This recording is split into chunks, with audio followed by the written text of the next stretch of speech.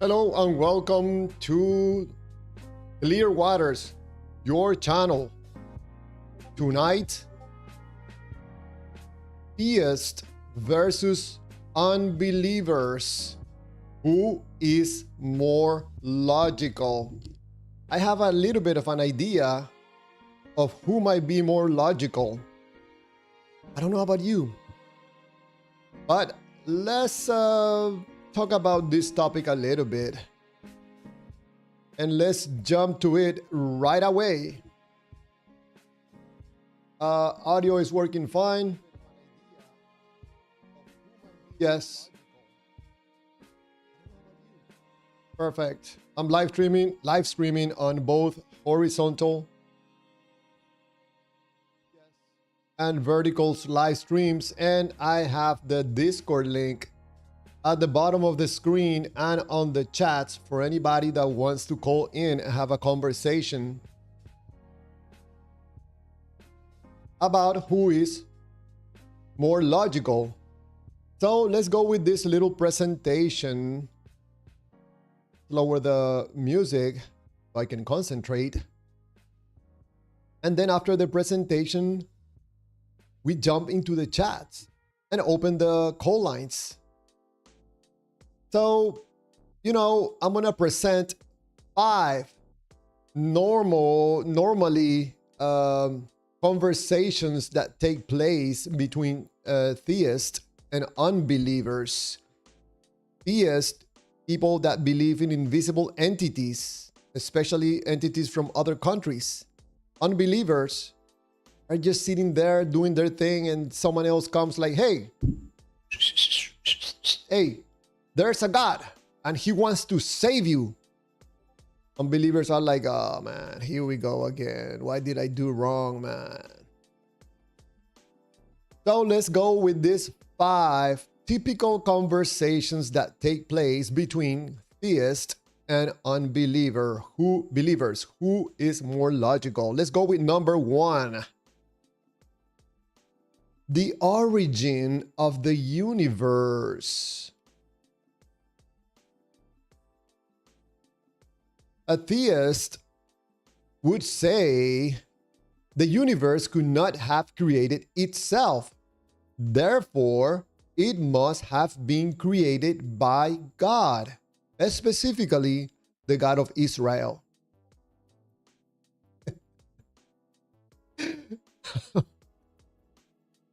I mean, I cannot keep a straight face when I say that. And the unbeliever would say, I don't have evidence that a God exists. Therefore, I don't know what caused the universe if it had a cause. Who's more logical here? I don't know about you, but it sounds to me the unbeliever, the theist, is believing something by assumption. The God couldn't come up by itself, so it had to be the God of Israel.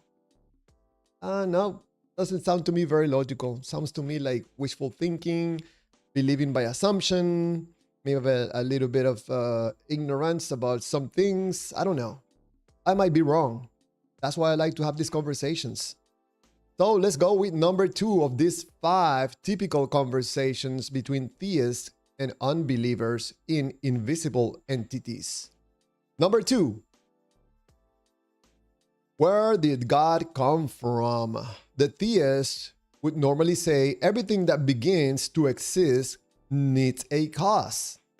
The universe began to exist, therefore it needs a cause. This cause is God of Israel. I forgot to put the word Israel in there, but it is the God of Israel that we're talking about, okay?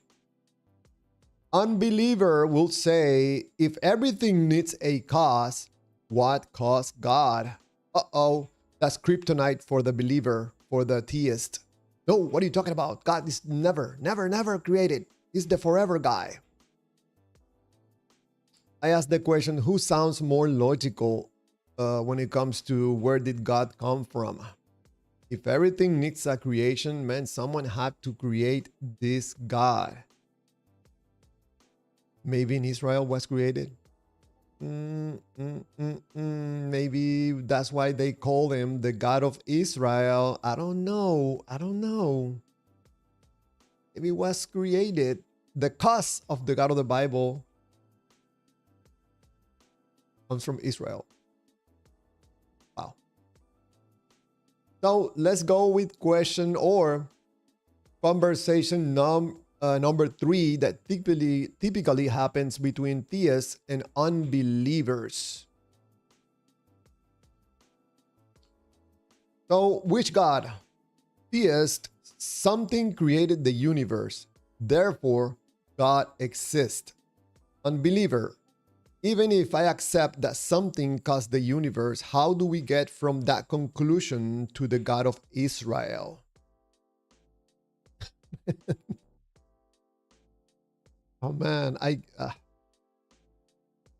wow. Yeah. What I like about the unbeliever is that it is not falling for it very fast. It's asking questions, is a skeptic, wants more information, but the theist is like, man, sounds good to me. Give it to me. Give me the God of Israel right now. Let's go with typical conversation number 4 from 5. I could make this like 25, 30, but again, I cannot make these presentations too long. So let's go with number 4. Oh, this is a good one. This is a real good one because I hear it all the time, man. And let me make this audio a little bit higher. There you go. That's better. Ooh. Some demon knocking my water. So, there you go. Just fixing the volume. So, number 4, you know, the famous personal experience. Theist will normally say, I experience God, so I know God is real. You know, the old I know because I know. The unbeliever would normally say things like, I don't doubt that you experience something. But how do you know the experience was caused by the God of Israel? How? I know because I know. And stop asking questions, you pesky unbeliever. You'll ruin it for me because this personal experience was marvelous. It was beautiful. It made me feel very good.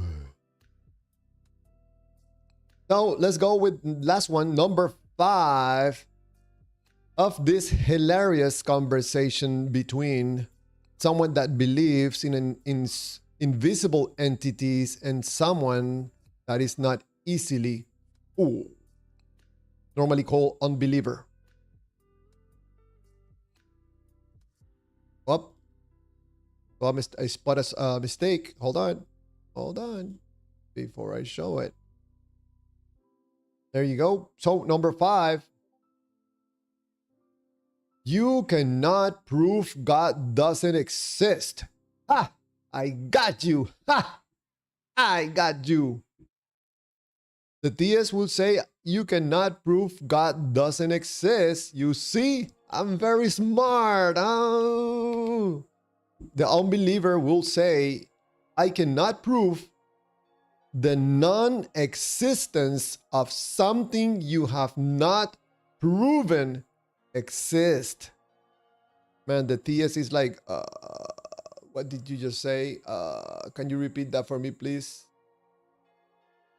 I cannot prove the non-existence of something you have not proven exist. The theist is like, man, I heard someone calling me. I gotta go. See ya. Oh, this is 5 typical conversations between someone that believe in an invisible entity from a foreign country and someone that likes to ask questions and understand things. So, my message for you is, I don't know. It's not a failure of reasoning. Sometimes I don't know is the most logical answer available. That is my humble message for you, believer in invisible entities from foreign countries. So let's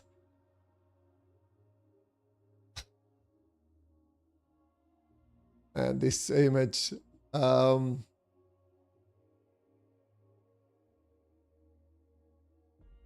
So let's jump into the chats and let's open the phone calls. Let's open the call lines for anybody that wants to call in and have a conversation. Or if anybody wants to debate me or someone else, I don't like debating. I don't have patience for that. If God is real, the God of Israel is real, we should not be debating about it. It should be quite clear for anybody because we're talking about the most powerful being in the universe, or the most powerful being in Israel. So let's look at the chats. Welcome everybody to this live stream about theists versus unbelievers. Who is more logical? Come on, give it to me. Let me know. Professor Hazel, welcome to the live stream. Glad to have you here. All right, TXDAP, man. Welcome, TXDAP. Hi, everyone. God is the creator of Israel. TXDAP also right. How does your body work with a God? I don't understand the question. TXDAP also writes, you can see, speak, hear, feel, smell, taste, have emotions, memories, etc. Yes. How did you came to the conclusion among thousands of made-up gods that this one, the God of Israel, was the real one?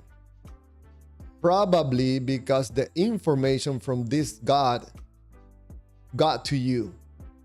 But you have never prayed to El or Baal or Ashura or any of the many other gods available. There are other gods available right now that you can pray to. Probably this is the one that you believe, the God from Israel, is the one that was marketed the most in your area, in your country. And that's the one you have most access to. That was the one that promised you to have an eternal life. But you're talking about the God of Israel. This is not your God. This is a God from a foreign country.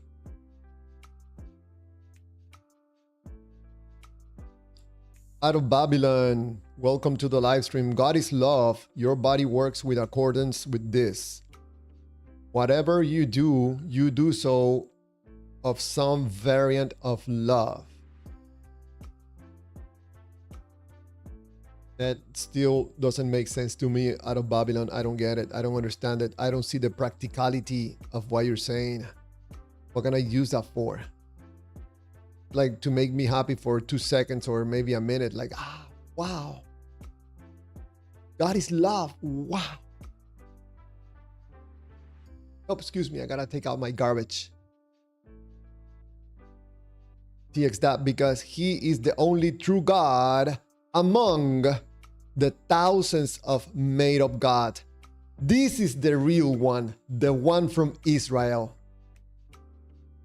TX, you know how ridiculous that sound?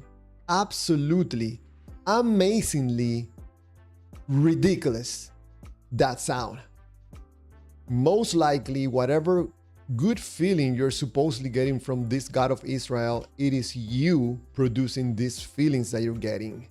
Any changes in your life are the product of your effort, your will, your mind, your feelings, and your actions. That's why here in this live stream, we appreciate you and not the God from another nation. We are interested, TXTAP, in your views, in your comments, in what you have to say, not in the God that you believe is real. Because at the end, TXTAP, you're believing what someone else is telling you. You're not getting this information from a God. It's painful.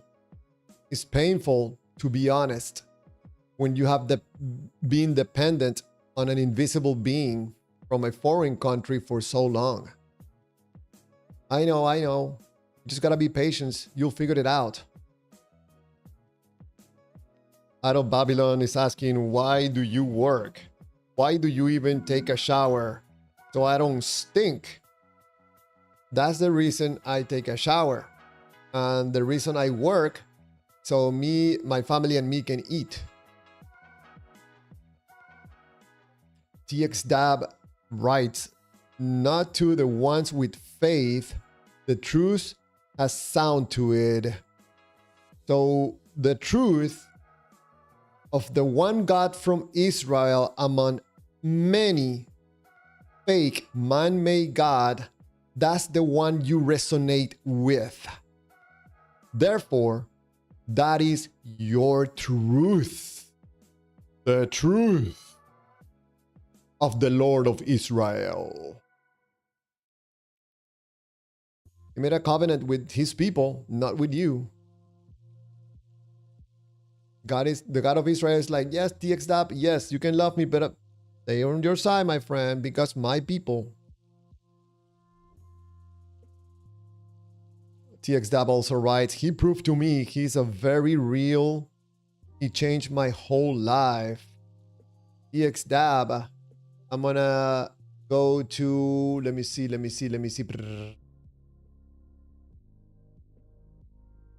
Yes, here. The personal experience. Theists will say, I experienced God, so I know God is real, especially the God of Israel, because he made me feel good and gave me a new heart. The unbeliever will say, I don't doubt that you have an experience of something or somehow, but how do you know the experience was caused by the God of Israel? The believer probably will respond, I know because I know. You cannot discuss that. There's no value in that for anybody. I don't think there's value for yourself. Probably the change that you made in your life, TXDAP, took place because of your efforts, because of your will, because of your sincerity, your honesty. I don't know. But right now, you're infected with some God from another country. One Big John Lovell writes, to trust the God of the Bible is to trust an irascible, vindictive, fierce, and ever fickle and changeful master. Mark Twain. Okay. All right. TXDAP writes, the word of God has power to it. The word of the God of Israel has power. Power. I know. Probably has the power to control the government of the United States. I don't know. It's controlling some of the people from the United States, so probably controls the government too. I don't know. I see this thing about believing in invisible entities from other countries very problematic. Very problematic. We don't know if there's a God, much less that he has any power. No. Xdab writes, unbelief is opposite of faith. Unbelief is being cautious, is being reasonable about not falling for scams, people doing bad things. So I don't think faith is any better than unbelief. Out of Babylon, right? Because you don't like stinking and you like to take care of your family, some variant of love. Out of Babylon, you are bypassing an entire science and you got a sticky and you put it right there and you put it love. There's nothing of value by labeling something that most people cannot even agree what it means. So I don't think there's anything of value for anybody, not even yourself, other than make you feel good, to say we're love, or what is it? Some variant of love. What does that mean? What does that even mean? Amos 1, faith is belief without evidence. So not the opposite of unbelief. Thank you, Amos 1, for the clarification. For clarifying that. Important.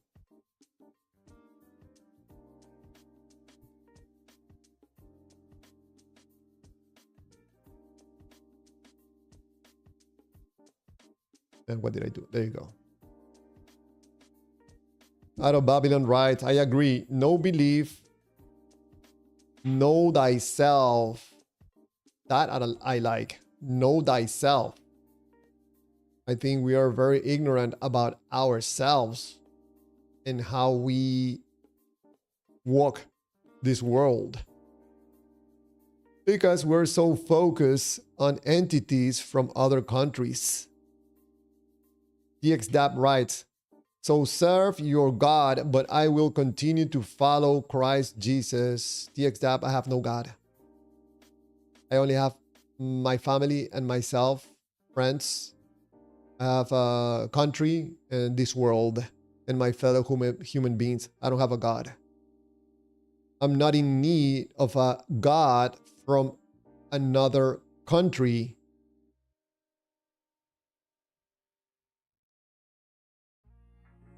Guitar Dog writes, Jesus was an executed criminal who fulfilled 0 prophecies. Whoa. Coming strong, coming strong.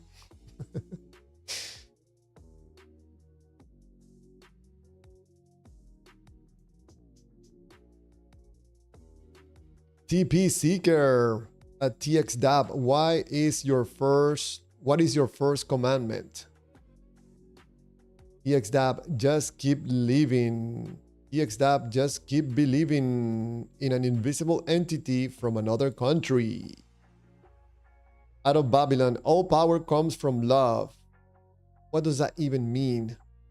Out of Babylon, all governments derive their power from the consent of the governed. Makes a little bit more sense. Oh ho ho ho ho. RSA 98 is here. Welcome to the live stream.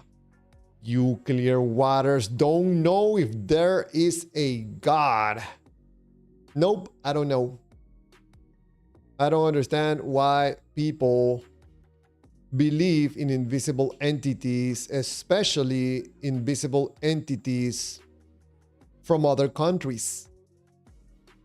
Makes absolutely no sense that someone let's say, for example, in the United States, believe that there's an invisible entity that originated in Israel, and that's why they call them the God of Israel. This is his people, not you. EP Seeker, what is your first commandment? TXDAB. TXDAB is asking, we will see, okay? I don't know what we're going to see exactly. We're gonna find out if there's gonna be blood, if there's gonna be fire, if there's gonna be torture. Is that what you're trying to say? Because if that is the case, that is very childish. Verse 98, 4.2 million people in the world believe in the God of Israel, and that makes the God of Israel the only true God. No. Make it 11 billion if you want. Doesn't make the God of Israel a foreign country. Doesn't make the God real. One Big John Lavo, faith is not the pathway to truth. And go tell that to believers in invisible entities. TP Seeker, Hersey 98, all there is folklore and stories of goddesses and gods. That's correct, TP Seeker. Many people confuse fantasy with real life. A little bit sad. But some people need this to have some meaning in their life. Can't speak, writes Hersey 98. At some point in the past, nobody believed. Did God not exist then? You guys are asking good questions tonight. Theists versus unbelievers. Who is more logical? And that just gave me an idea. Hold on a second. Have a little bit more fun.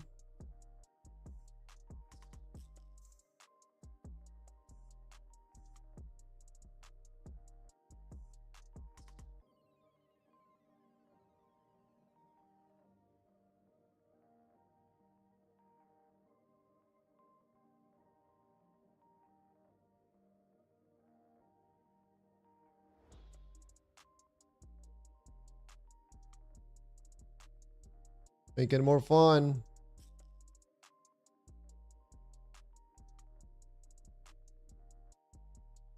Who is more logical? There you go. We have a poll to make it a little bit more fun, okay? So if you want, go ahead and vote. Who is more logical? Wow, right away. Pow, pow, pow, pow. 4 votes. Unbelievers are more logical so far. NFL music. Still seeing demons being taken out of people. I saw some videos from that guy that you sent me yesterday. I saw some videos of him this morning. I watched videos from him before. But he really has a good business, man, right now. Making the big bucks, making the moolah. TXDAB, so we are made to serve somebody. No, TXDAB. You believe that. I don't think I'm made to serve anybody, but serve myself, my family, my countries, and my countries. I have to say my countries. And I have to serve in somehow, some way to people that need help in this world. Our Toffel, welcome to the live stream. Just to let you know, there's another stream that is horizontal. I'll give you the link. There's more people on the other stream, just in case you want to engage in conversations and participate in the poll. You can move to that live stream. But if you're a believer or unbeliever, be ready, my friend, because there's a lot of people having opinions, expressing their views.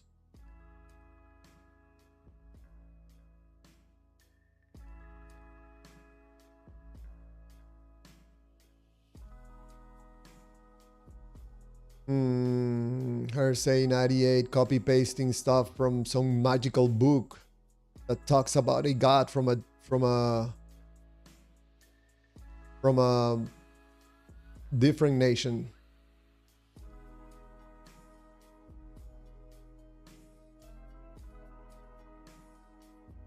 TXDAB writes, God is a spirit. There is a very real spiritual realm.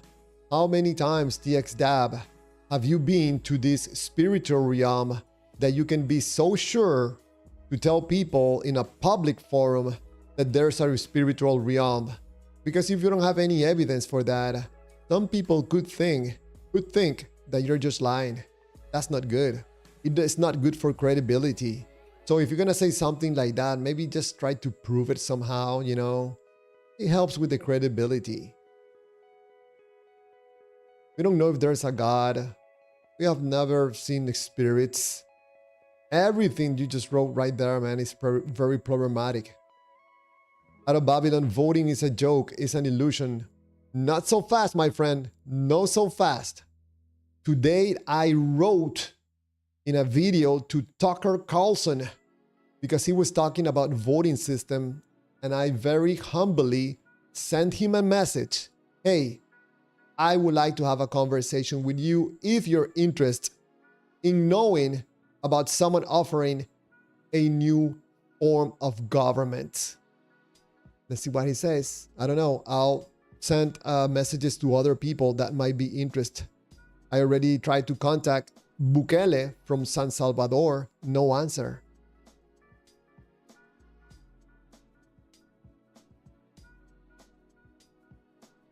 Hersey 98. What's sad is you all are choosing your own destiny. It is sad for us to choose our own destiny. Hersey 98. People trying to be responsible for themselves, for their actions, for their families, trying to be responsible. That makes no sense, Hersey 98. Sorry. Sorry.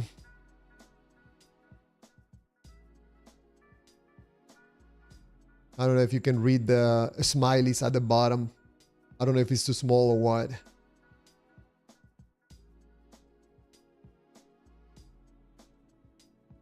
For anybody that is on the vertical stream, there's another stream that is horizontal, and I just put the link on the chat.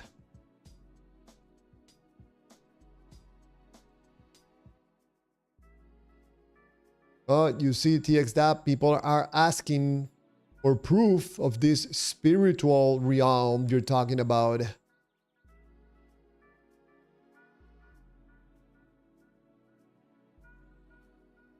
Oh, many questions for Hersey 98 and TXDAB. I gotta go down because the messages are going quite fast.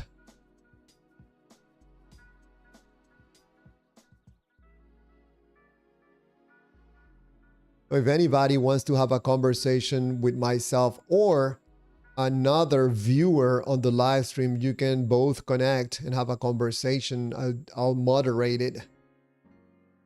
If you're a believer and you want to talk to an unbeliever, you're a theist and you want to talk to an unbeliever and ask that unbeliever, what are you thinking? How come you don't believe in the God of Israel? Yeah, NFL music, what if he's making money?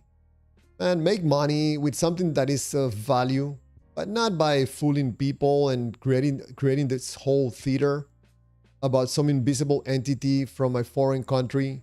No, my friend, I don't think there's anything of value for anybody. I don't know. I could be wrong.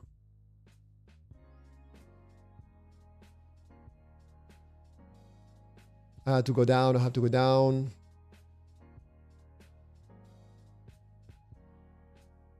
TP Seeker asking good questions, just like can't speak.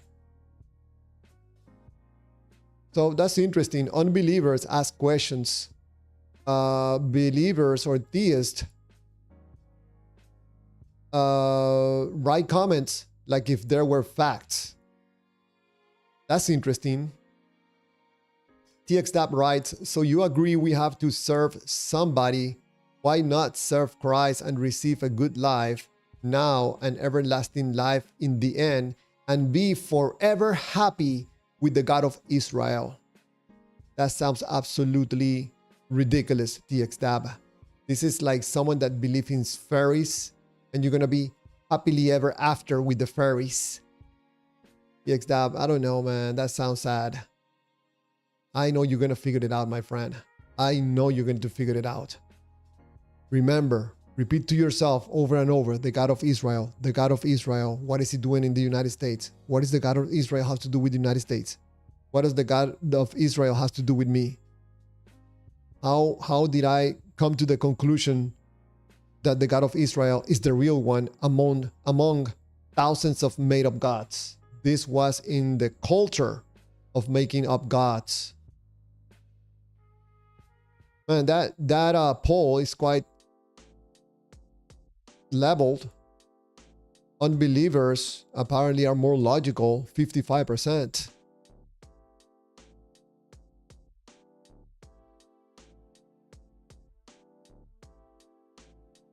Oh, Skeptic Philosophy, welcome. Eating will be in shortly. All right, man. Glad to have you here. TXDAB writes, live for yourself, die for yourself. No, I think I will die for my family, you know, or for myself. What's wrong with that? You're going to die for a foreign God from a foreign country. That is really sad. I prefer to die for myself than to die for a foreign God from Israel. How sad is that? So you're pretty much live for yourself, die for nothing.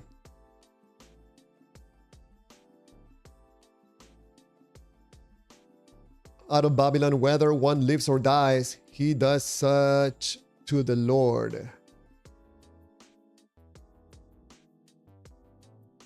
TP Seeker, cut no wood, hew no stone in thine name. A TXDAB. TXDAB writes, I will live for Christ and I will receive eternal life in the end. Thank you, TXDAB, for sharing your beliefs, even when most people in this world don't share your beliefs. No proof of the God of Israel being real. Probably and most likely is just another made-up God from the thousands of made-up gods that people create for anything. For war, for storms, for lightning, for, I don't know, for animals.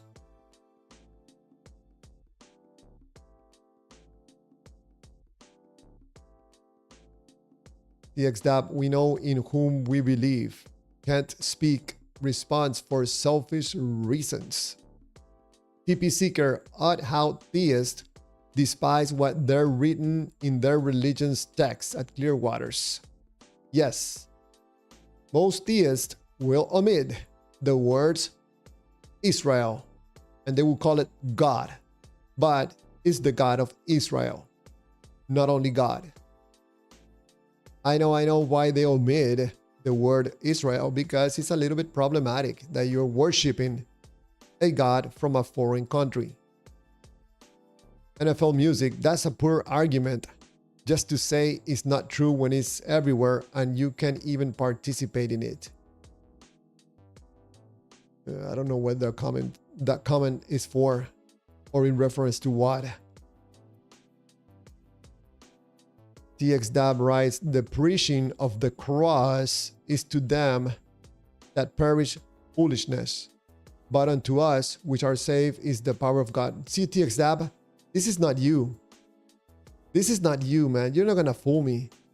This is, you have some demon possessed in you, and this demon of deceiveness is doing the speaking for you. He's doing the talking for you. This is not how you talk, my friend. This is gibberish from some doctrine taken from a book, from some invisible entity from another country. someone has to lay hands on you, and by the power of the holy honesty, repel that demon of deceiveness that you have in you. Jess Piscaf. Oh, Jess Piscaf just deleted the message. Welcome to the live stream. Hey, Robert, hold on.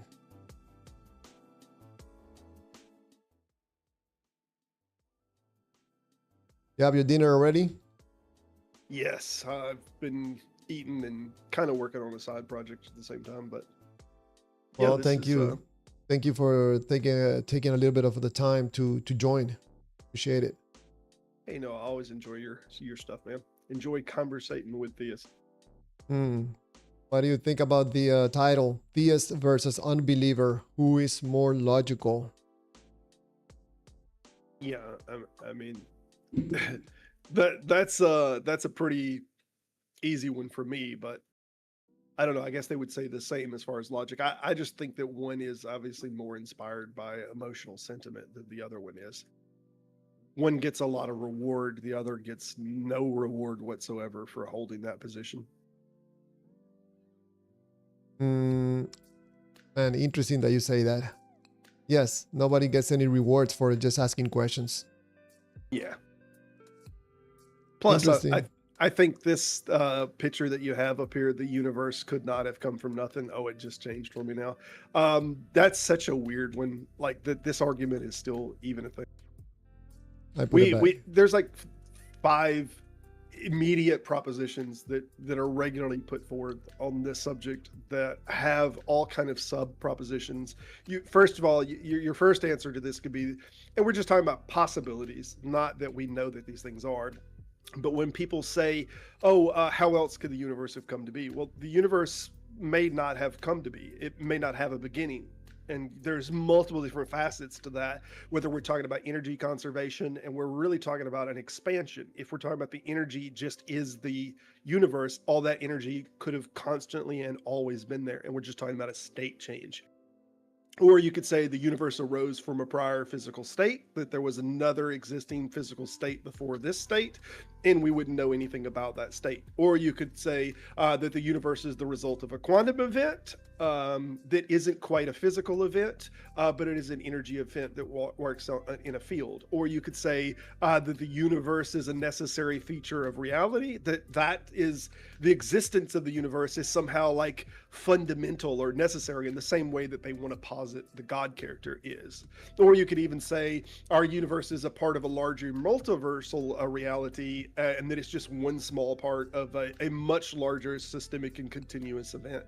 And we just haven't been able to see beyond our own horizon to know that. So all of these different things and many more can be posited possibilities. So to act as if when they say, hey, you can't explain this, therefore mine is the only possibility, that eliminates every other possibility that could be the case, and you're just picking the one that you have a preference for.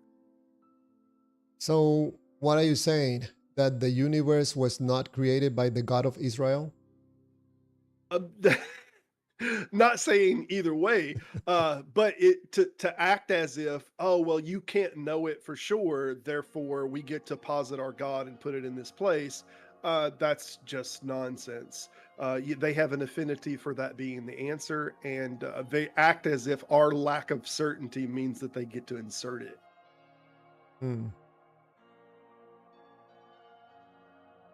Yes, you know, it's a little bit silly, but it's an interesting topic. I don't know if you have read some of the messages.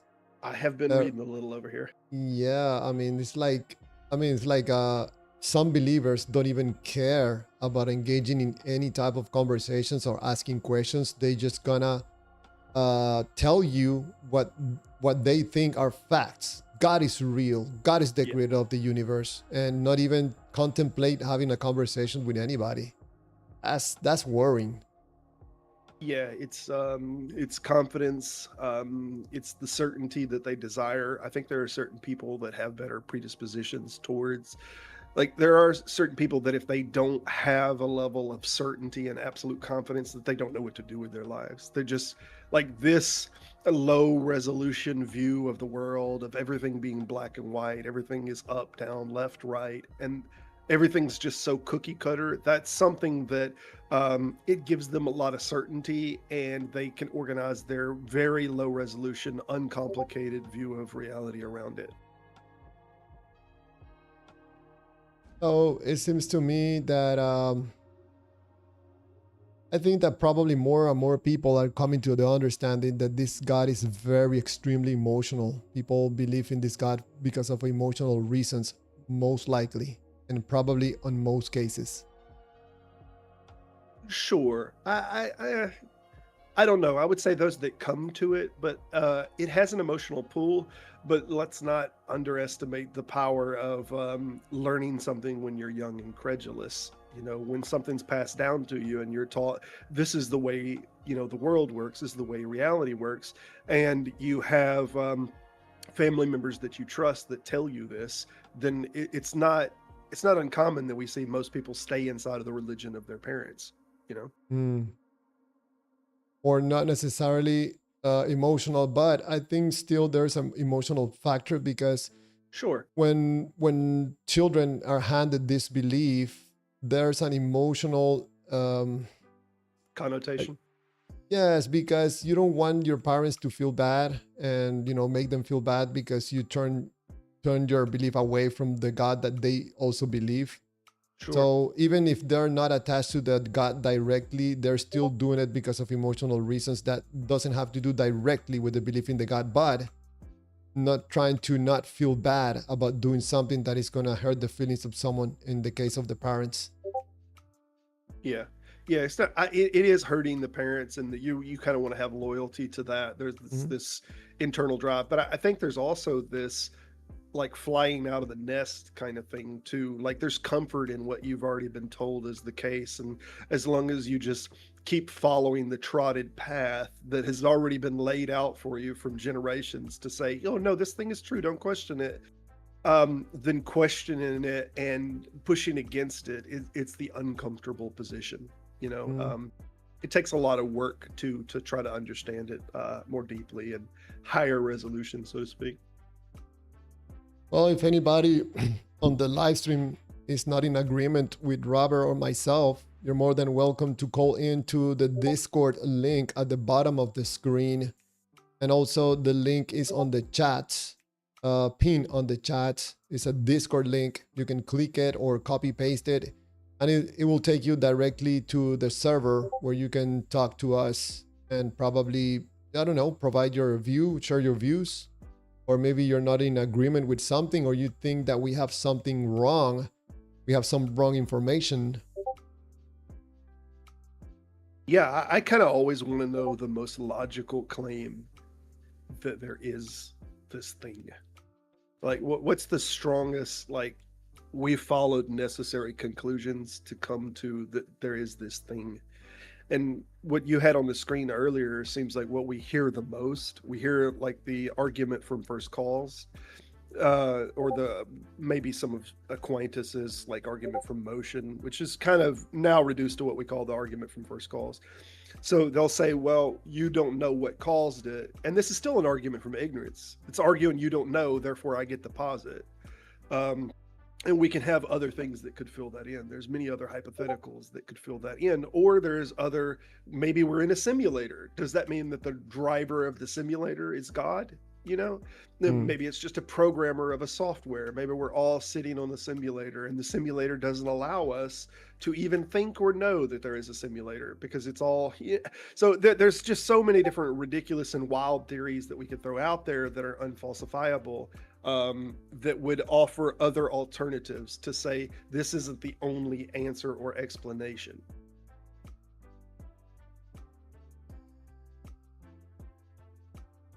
I think that this thing about the Ray Comfort saying something like the scientifically impossibility of the universe creating itself or coming from nothing. Have you heard Ray Comfort saying that over and over and again? This is like a Yeah. As script if he he would has. know anything about the physics of how particles come into existence or something. This is Ray Comfort, the banana man here. Mm. He doesn't know, anything about quantum fields. He doesn't know anything about how the quark field works or gluon fields or how quarks come into existence and bond to other quarks, making atomic structures. He knows nothing about this.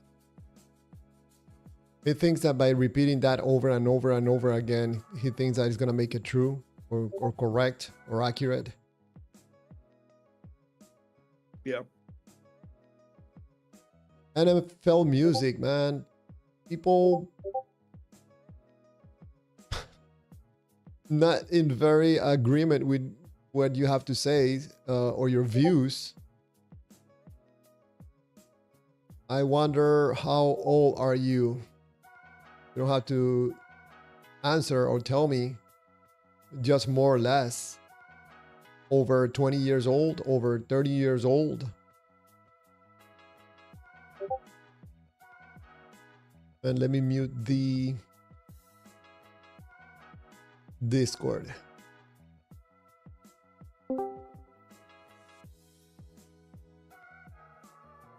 Hey. Jitin. Do you know Jitin, Robert? Yeah, we've chatted a few times in the text chat. All right, Jitin, hold on a second. Let me block you. Yeah, I think he's in the video stream. Uh-oh. Uh-oh. Yeah, maybe he's not listening. Back. Yeah, hold on. Let me... Oh, yeah. I see him.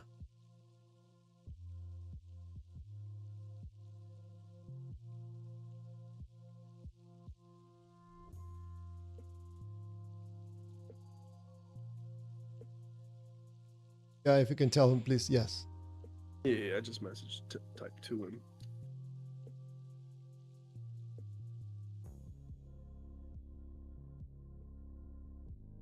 Hey, Jitin, yes, if you can connect back, just give me just a few seconds to unmute you.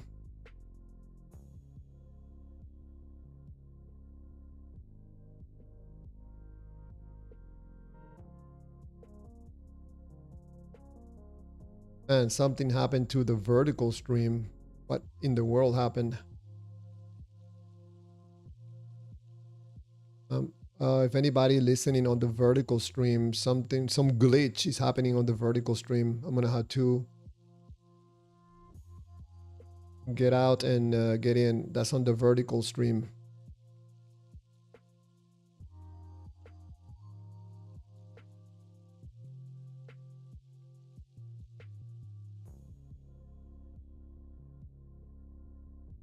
Uh-oh, what did I do? I broke something.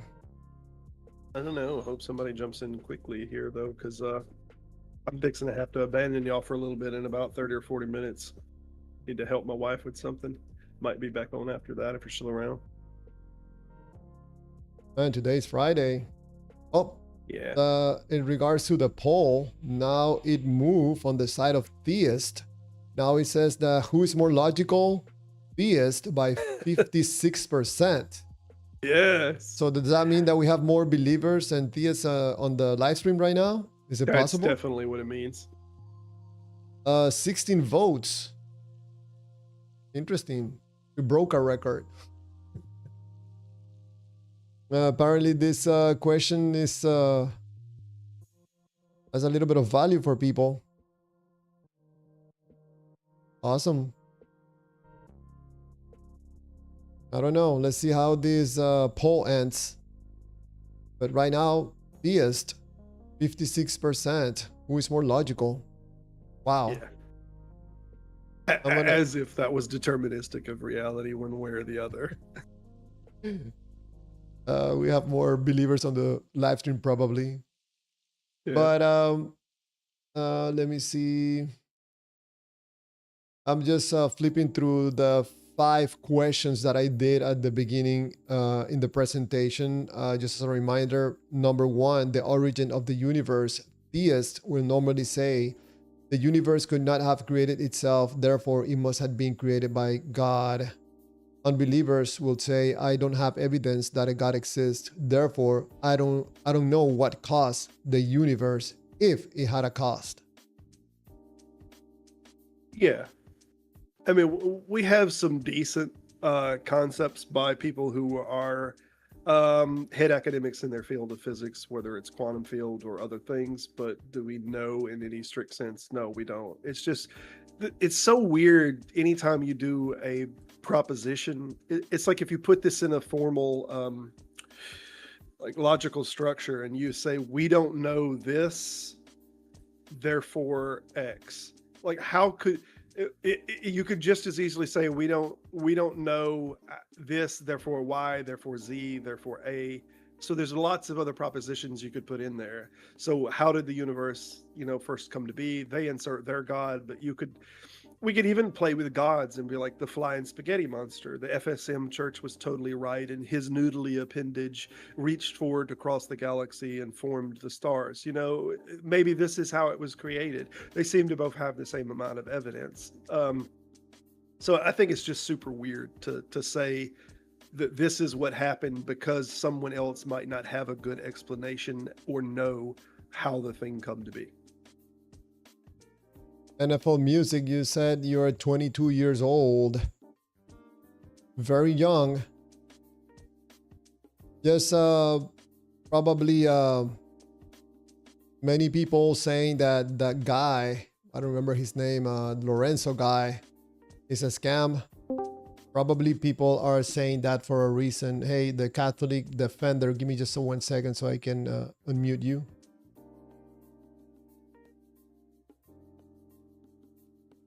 Can you hear me? Yes, Catholic Defender. How are you, my friend? I'm doing well. How are you? Good. Also, Robert is on the Discord. Yeah, I came in to just comment on what Robert just said. I mean, you made a claim about the flying spaghetti monster, and you said that there's exactly the same amount of evidence for the flying spaghetti monster as there is for the Christian God, which just is like an untrue statement. Okay. In terms of what are you considering evidence? Well, there's historical evidence. Such as? Historical records. Okay. I want to be clear about where the scholarship is on the dating of all of these things. Matthew, Mark, Luke, John, all of these are post-Jesus written, and Paul never met. They wouldn't be written before Jesus. No, they're post-death. So normally Correct. Mark is dated 70. Yep. And then we got 90 as I think Luke and Matthew, and then we got 110 I think is the best. No, I think you're incorrect on that. Yeah, you might want to check and see where the scholarship's main line is. Pretty Pretty sure it's on 90. John is 90. Regularly put around 110, but John has a little more flexibility from 90 to 110. I'll agree, because we think this come out of the Johannine group. We think that there was a Johannine group that this might be even a third iteration of. But there was internal textual tradition, and there might have been even multiple writers. Yeah. So whether we're talking 90 or 110, we're still talking about people that would not have met Jesus. And even Mark, even if you just assume that this actually is Mark, Mark by the text, even by Acts, Mark was he was a follower of Peter. He never actually met Jesus, so he wouldn't have knew Jesus anyway. So none of these people are firsthand accounts. Like wait, none of them where's your evidence that Mark never met Jesus? Find one text where Mark was not an apostle. He was not one of the 12. Correct, but Mark was with Peter. Mark was with Peter? What does that mean? And it's very very probable that he was a disciple of Christ. That's not mentioned anywhere. You're just pushing that in to say that, it's probable that that's in no way, shape, or form mentioned. 1 second. Mark is never mentioned in the same text as Jesus. Mark is never mentioned to have met Jesus. We see this being talked about in Acts as if Peter, Mark is a disciple of Peter. Peter didn't have any disciples, the best we can tell, while he was a disciple himself of Jesus. His discipleship was post Jesus, that he got followers and started teaching the message of Jesus.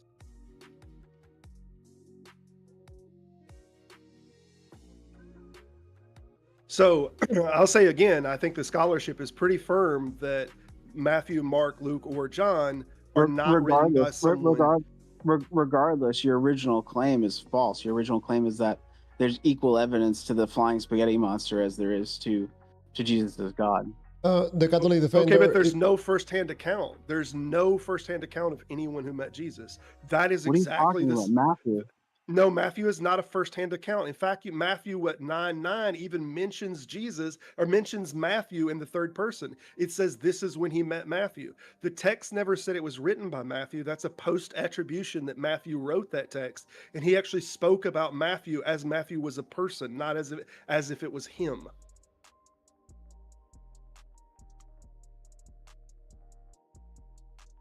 And again, Matthew is dated about 90 by the scholarship.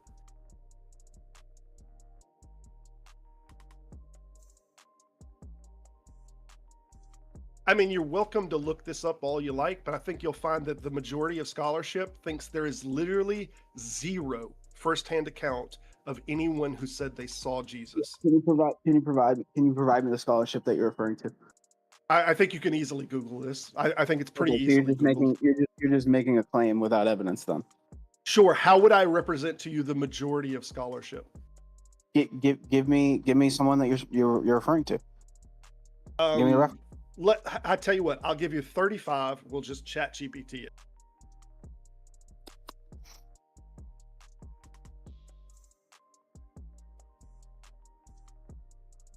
Catholic Defender. In the meantime, Robert is getting that information. You said that there's plenty of historical evidence for God or for Jesus. I don't remember the exact words you used. Jesus claimed to be God. So it comes down to the 3 L's, right? Lord, liar, lunatic. So there's plenty of historical evidence that Jesus was God? There's other options too. That's a false dichotomy that you're creating. What? It could also be a character that's created options? in the aggregate. Yeah, that's wait, easy. Wait. You don't think he existed?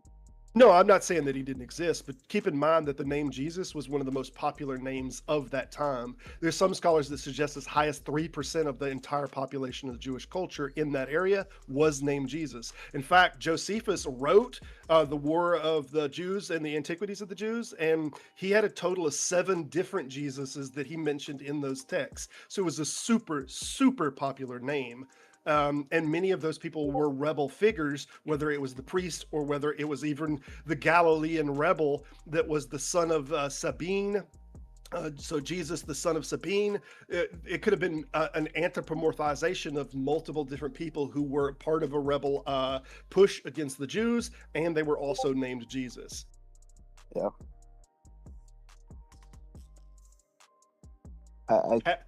It still doesn't make your claim doesn't hold up, though. I mean, you're just ignoring the gospel accounts here.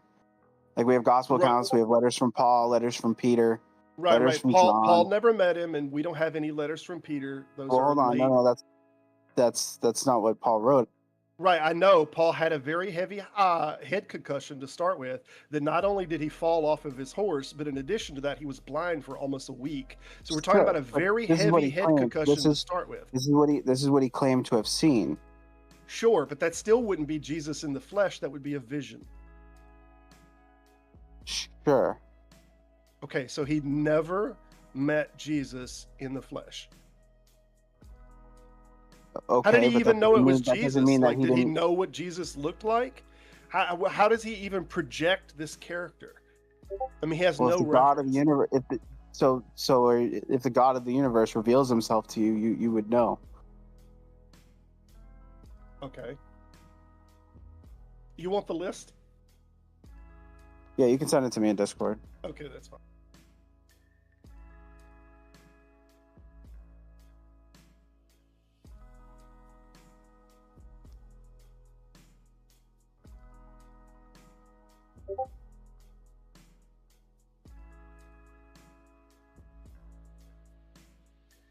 So John specifies his authorship in his own gospel. That's not true. What do you mean that's not true? It's John, or it's the beloved of Christ. Yes. Who was there at the cross with him. Right. It's making the assumption. That that's John. How is that an assumption? It's explicitly stated. No, it's making the assumption that it's John. I'm pretty sure the text never says it was John. In the last chapter of John. We're talking about John, the Gospel John? Yes.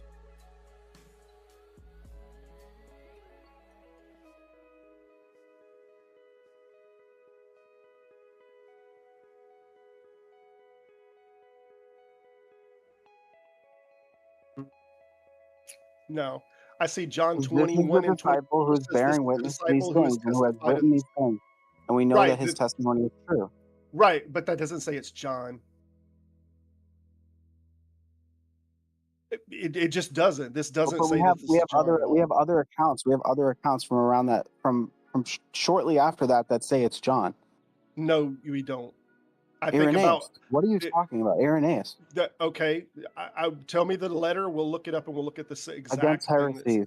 Against heresies. Okay, against heresies. Irenaeus. Yes. When are we talking about the time frame on that? 150. Okay, so by 150, it's being attributed to John. Yes. Okay. All right. I'm complete. I generally would say 170. So now, what evidence do you have for the flying spaghetti monster? Well, that's not evidence at all. That's evidence that Irenaeus is saying that this was John by 150. Yes. That's the first time that it is attributed to. It's still evidence. It's still evidence. Whether you want to believe it or not is up to you. But no, it's not a first. It's more evidence. It's more evidence than you have. Does not think but it's more evidence than what you have for the flying spaghetti monster. It's still not a first-hand account. I don't understand what you're missing. John is a first-hand account, and it is Irenaeus not a first-hand account. To John. It is not a first-hand account. In fact, scholar, it says it in the text. Okay, this napkin says this napkin is true. It says in the text. It says in the text that whoever wrote this text was there by the cross when he was crucified. That is a first-hand account. I don't know that it does say that to start with. What do you need it to say? What do you need it to say? This is the disciple who testifies to these things and wrote these things, and we know that his testimony is true. That's all it said. It didn't say he was by the cross. It didn't say anything like that. It didn't say he was in chapter 19. Hold on, in chapter 19. What does it say in chapter 19? What does it say in chapter 19?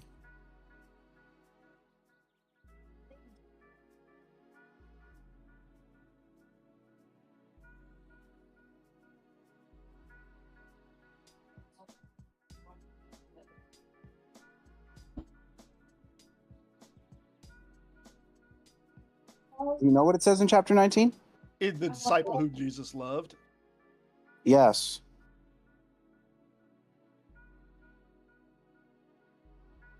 Okay, so it says in 19 and 26, Jesus saw his mother and the disciple whom he loved standing nearby. Okay? Correct. And what does that mean? It's the same referent. And then at the end, he's saying that the person who wrote this gospel is that disciple. No, it's saying this is the disciple who testifies to these things and who wrote these things. Yes. And we know that his testimony is true. That is not saying that it is the disciple that was standing by or that Jesus said that the disciple whom he loves. Reference. It talks about the disciple whom he loved in 19 and in 21. And then it says that this disciple is the one who wrote and testifies to this. That's firsthand account. If it's true, it's firsthand account. But that's not where the scholarship is on this book. Evidence. It's just not. It's historical evidence. Whether you choose to believe it or not is your choice. Yeah, listen, I don't know what you constitute evidence, but the writers of the Flying Spaghetti Monster said they saw the Flying Spaghetti Monster. Do we now have firsthand experience that is better than? That's not historical evidence. Like, do you understand what makes something historical evidence? Yeah, longer distance of time and written claim. No, not at all. So with the way that the Gospels are written, they're written where they talk about places and times that they went to certain places. It talks about The Life of people who were Apollonius there, does the exact there, same there, style, there's, but we don't think that there's four Apollonius different actually accounts. put There's hands four on someone different and rose accounts. them from the There's dead. four It's different not four accounts different that accounts. It's not. It's one account that that, it's been copied like 3 different times. that corroborate the same story that's being told. Same account that's being told. You know as well as I do, especially if you went to any kind of Catholic school, that Matthew and Luke are large parts copy of the book of Mark. So you Plus, can the act flying like they're spaghetti independent, monster is known to have been made up at this point. So how is that evidence? which because it was written down. No, it's just known that it's made up to mock Christians, to mock You could do the theists. same thing with Christianity. It's known that it's made up. Not at all. You're just doing an appeal You're to the making a populace. claim. You're doing an appeal to more people No, believe. not at all. Not at all. I'm appealing to eight people who have claimed to have seen extraordinary things and then died in excruciating ways, proclaiming that what they claim to be true. We don't even know When you that look at that's things like- true. When you talk about these What are you disciples that talking about? died, yeah, I'm talking about the disciples that are supposedly martyrs for Christ. Those are mentioned in texts that are later texts, and there's a developmental story in that. And those texts are generally rejected So theologies. you don't know if because anything's true. So you're in a world where you don't know if anything's true. Like you don't know that George Washington existed yeah, because you can't trust the texts. I that know talk that about George him. Washington exists, How? but tell me How do you know that. how do you know that George Washington existed? Because he exists on multiple different documents and multiple different signatures. We have some of his own writing. Great. We have some of his artifacts. We have his skeletal structure. His everything about him. We have similar evidence for Jesus. No, we don't. We have a Shroud of Turin. A Shroud of Turin. Are you really going to bring the Shroud of Turin in? Yeah. Yes. Okay, what's the first time that Shroud of Turin showed up in documentation? The first time that it was ever written about. What was that? Have you seen the recent? Are the you recent going to studies answer on it? the question? Have you seen the recent studies on it or not? I have, and I've seen debunk videos made on these studies. What is the first document that ever mentioned the How was Shroud the of Turin? Shroud made? How was it made? How was it made? Why are you not? Why would not I from answer Christ, how was it another made? one of your questions if you won't answer a single one of mine? When I don't know. The when it very first showed up. first When did it first show up? document that ever you can mentioned the answer. Shroud of Turin. Oh, it's Geez. mentioned. It's mentioned in one of the Gospels. What are you talking about? Oh, really? Okay. Yes, there's two linens Non-gospel. that are specified. How about that? How about There's two linens that are non-gospel? specified. There was one covering his face and one covering his body. Yeah. How about non-gospel? When this shroud first gets tracked, when it's first written about, when it first shows tell up. me, because educate me. It showed up by a priest, a Catholic priest, says that his predecessor priest has met the man that made it, and it's a forgery. He wrote this literally to the church, wrote this towards the Pope, that what he was told by his predecessor priest was that this is a forgery. And we even have letters coming back from the Pope saying that it's okay to display as long as it is noted that it is not the authentic. That's not what the scholarship's saying today. Check. Google it. Tell me I'm wrong. Tell me I'm wrong that the first document of this showing up in the 13th century wasn't a priest saying that his previous father there met the man who made it and says it's a forgery. That's the very first time it shows up in text. It shows up in the 13th century, and a father of the Catholic Church is saying this is not real. It's made.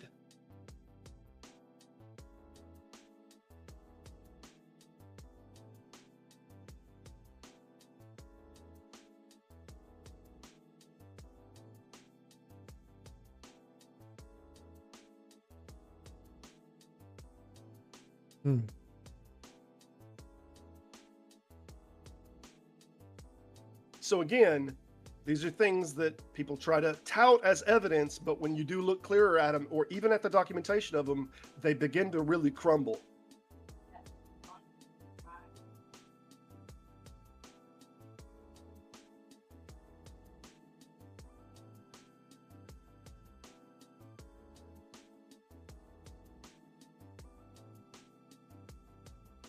I mean, I really don't want to interrupt, but I do have questions. I'm ready.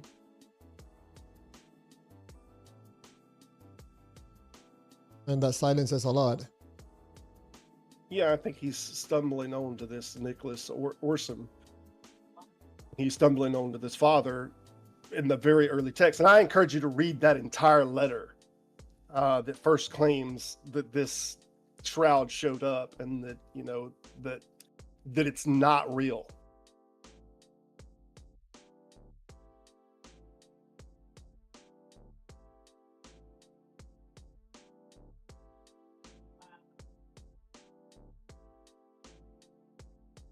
And that is weird. A simple search on Google didn't pretty much what you're saying, Robert. Yeah, it's Leary, France. This first showed up. 1357 was the first writing on it. Hmm.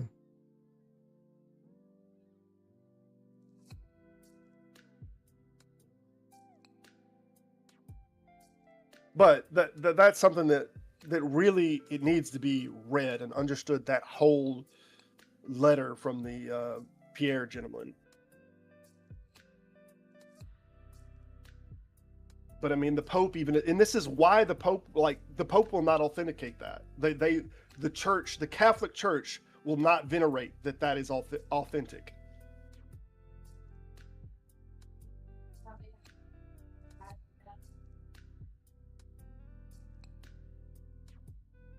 What happened? Catholic Defender, you still here? You reading? What are you doing? Yeah, I'm just reading. Okay. All right. Well, I'll leave you be on that. If you didn't come to knowledge with it, so I don't want to press on it too much, but I encourage you to read on that subject. I think the first time it shows up in literature, it's pretty clearly said this is a forgery.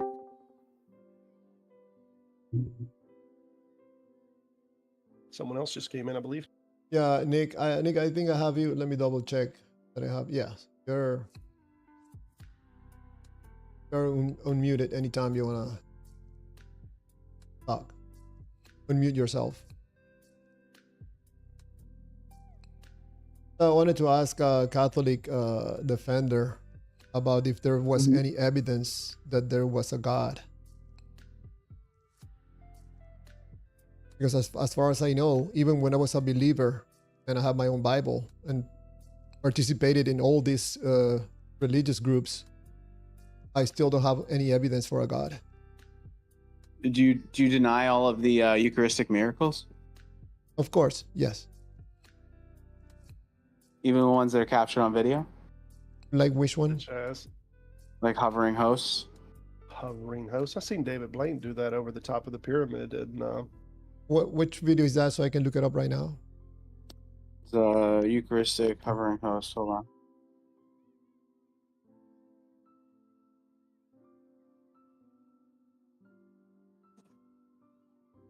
Nicholas Holier, the fabric is 2,000 Yeah. years old.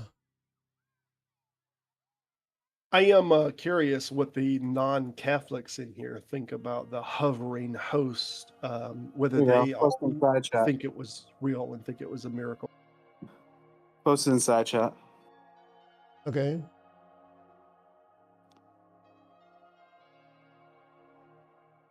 Thank you. Let me look it Spider-Man, up. I don't think you're Catholic, are you? I'm curious what some of you non-Catholics you understand think my about these miracles, such as the hovering host or others.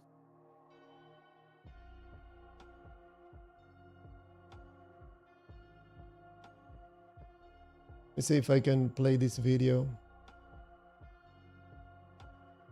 Yeah, this doesn't look like something that is someone is gonna black me or something for this video. So give me just a moment so I can play it, and we all look at it. I've never seen this video, not that I remember. When you're done, let's watch David Blaine hover. Oh, wait, over do the pyramid. you deny that the Shroud of Turin has type AB blood on it? I have no idea if it's got any blood on it. That matches the blood type from Eucharistic miracles. Okay. It's always Okay. It's always AB. It's always type AB. Yeah. And that's my Yeah. type, blood type. A coincidence. David Martinez, the hovering host, LOL. Martinez, David, are you a Christian though?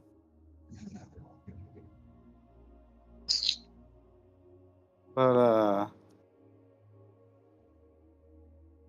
I'm working on playing the video. Give me just one moment.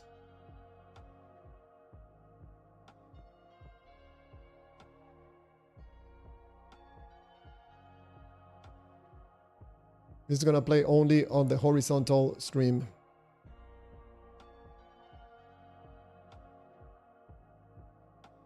Okay, here it is. Got it. Right, let me move myself out of the way. We can watch.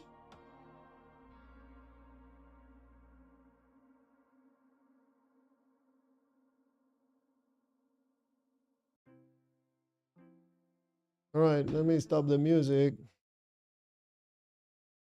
Well, before you go, can I address? I'm sorry. Can I address the AB claim from what I can find on this? The first person that made the claim is Dr. Pirlug Bayami Bowling. That claimed that it was type AB. Problems with this claim: the sample were not collected under monitored forensic protocols. The cloth is centuries old. Blood antiquities degrades. Antigens degrade. Let's see, Dr. Alan Alder, Dr. John Heller, the work with STIRS, the Shroud of Turin project, they also suggested that it was type AB. They did not perform full forensics blood typing. Their tests were chemical, not serological.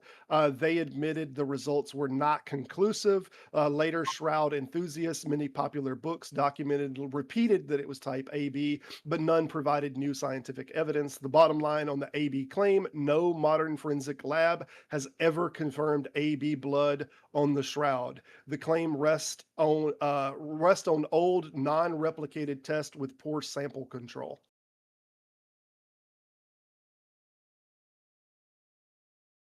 Also, it's notable that there is no continuous chain of custody documented by the individual that says that they tested the blood, that they actually didn't have a chain of custody on and I don't know if y'all know what a chain of custody is, but it's documentations that even shows that the individual that's making the claim, that they even had proper access to the shroud or the shroud fabrics that they could test them. So an individual could step forward and say, we had the shroud fabrics and we tested them, but if we don't have a document or a record of them having possession of the shroud components, then they're making a claim that they don't even have a chain of custody of the piece.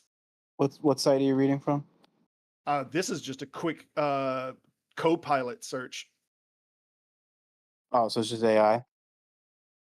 It I'm is. reading I can get Direct. references. I'm reading Science Direct right now. Okay. Yeah. Let me play this video real quick. Yeah, go ahead and play it. Devant toi et dans la communion de toute l'Église, en ce premier jour de la semaine, nous célébrons le jour où le Christ est ressuscité d'entre les morts. Par lui que tu as élevé à ta droite, Dieu notre Père, nous te prions, sanctifie ces offrandes en répandant sur elles ton esprit, qu'elles deviennent pour nous le corps et le sang de Jésus le Christ, notre Seigneur. Au moment d'être livré et d'entrer librement dans sa passion, il le rompit et le donna à ses disciples en disant: prenez et mangez-en tous. Ceci est mon corps. Is that it? Well, I'm just reading through this. Is that it? On the video. Or is he going to continue to do something else? Yeah, did you see it hovering or no? Yeah, we saw the press. So he already levitated? Yeah. Yeah. That was it?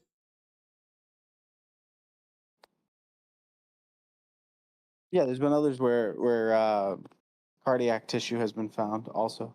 So let me play it again. I gotta say, I've seen at least 1,000 magicians pour off a more impressive. What would float. you need to see? What would you need to see in order to what evidence would you need to see to believe that there is a God? You Oh, know, that- this looks very much like the Sai Baba miracles. Yeah. No. But I'm asking you. So like, what evidence would you need to believe that there is a God?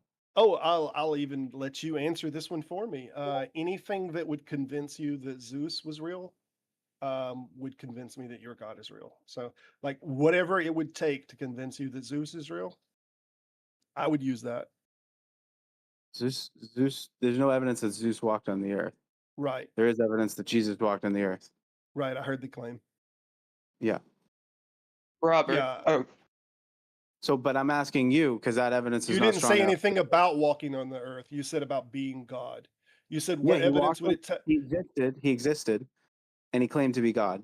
No, he didn't claim to be God. First of all. oh, please. That's what you believe. Oh, Robert, I can don't I know ask what you to tell something you. about, yeah.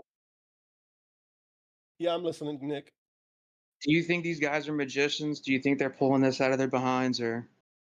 This, Yeah, I Ro- think that we have a long tradition of this happening in the past. I think the gentleman out of Italy that had the bleeding, which was he didn't get venerated as a saint. This was not too long ago. They had a book written on him about acid stains and what they believe the acid or chemical he was using on his hands to make it look like he was rapidly bleeding. I don't think he would be the first priest to Well- pull a trick off like this, and I don't think he'll be the last.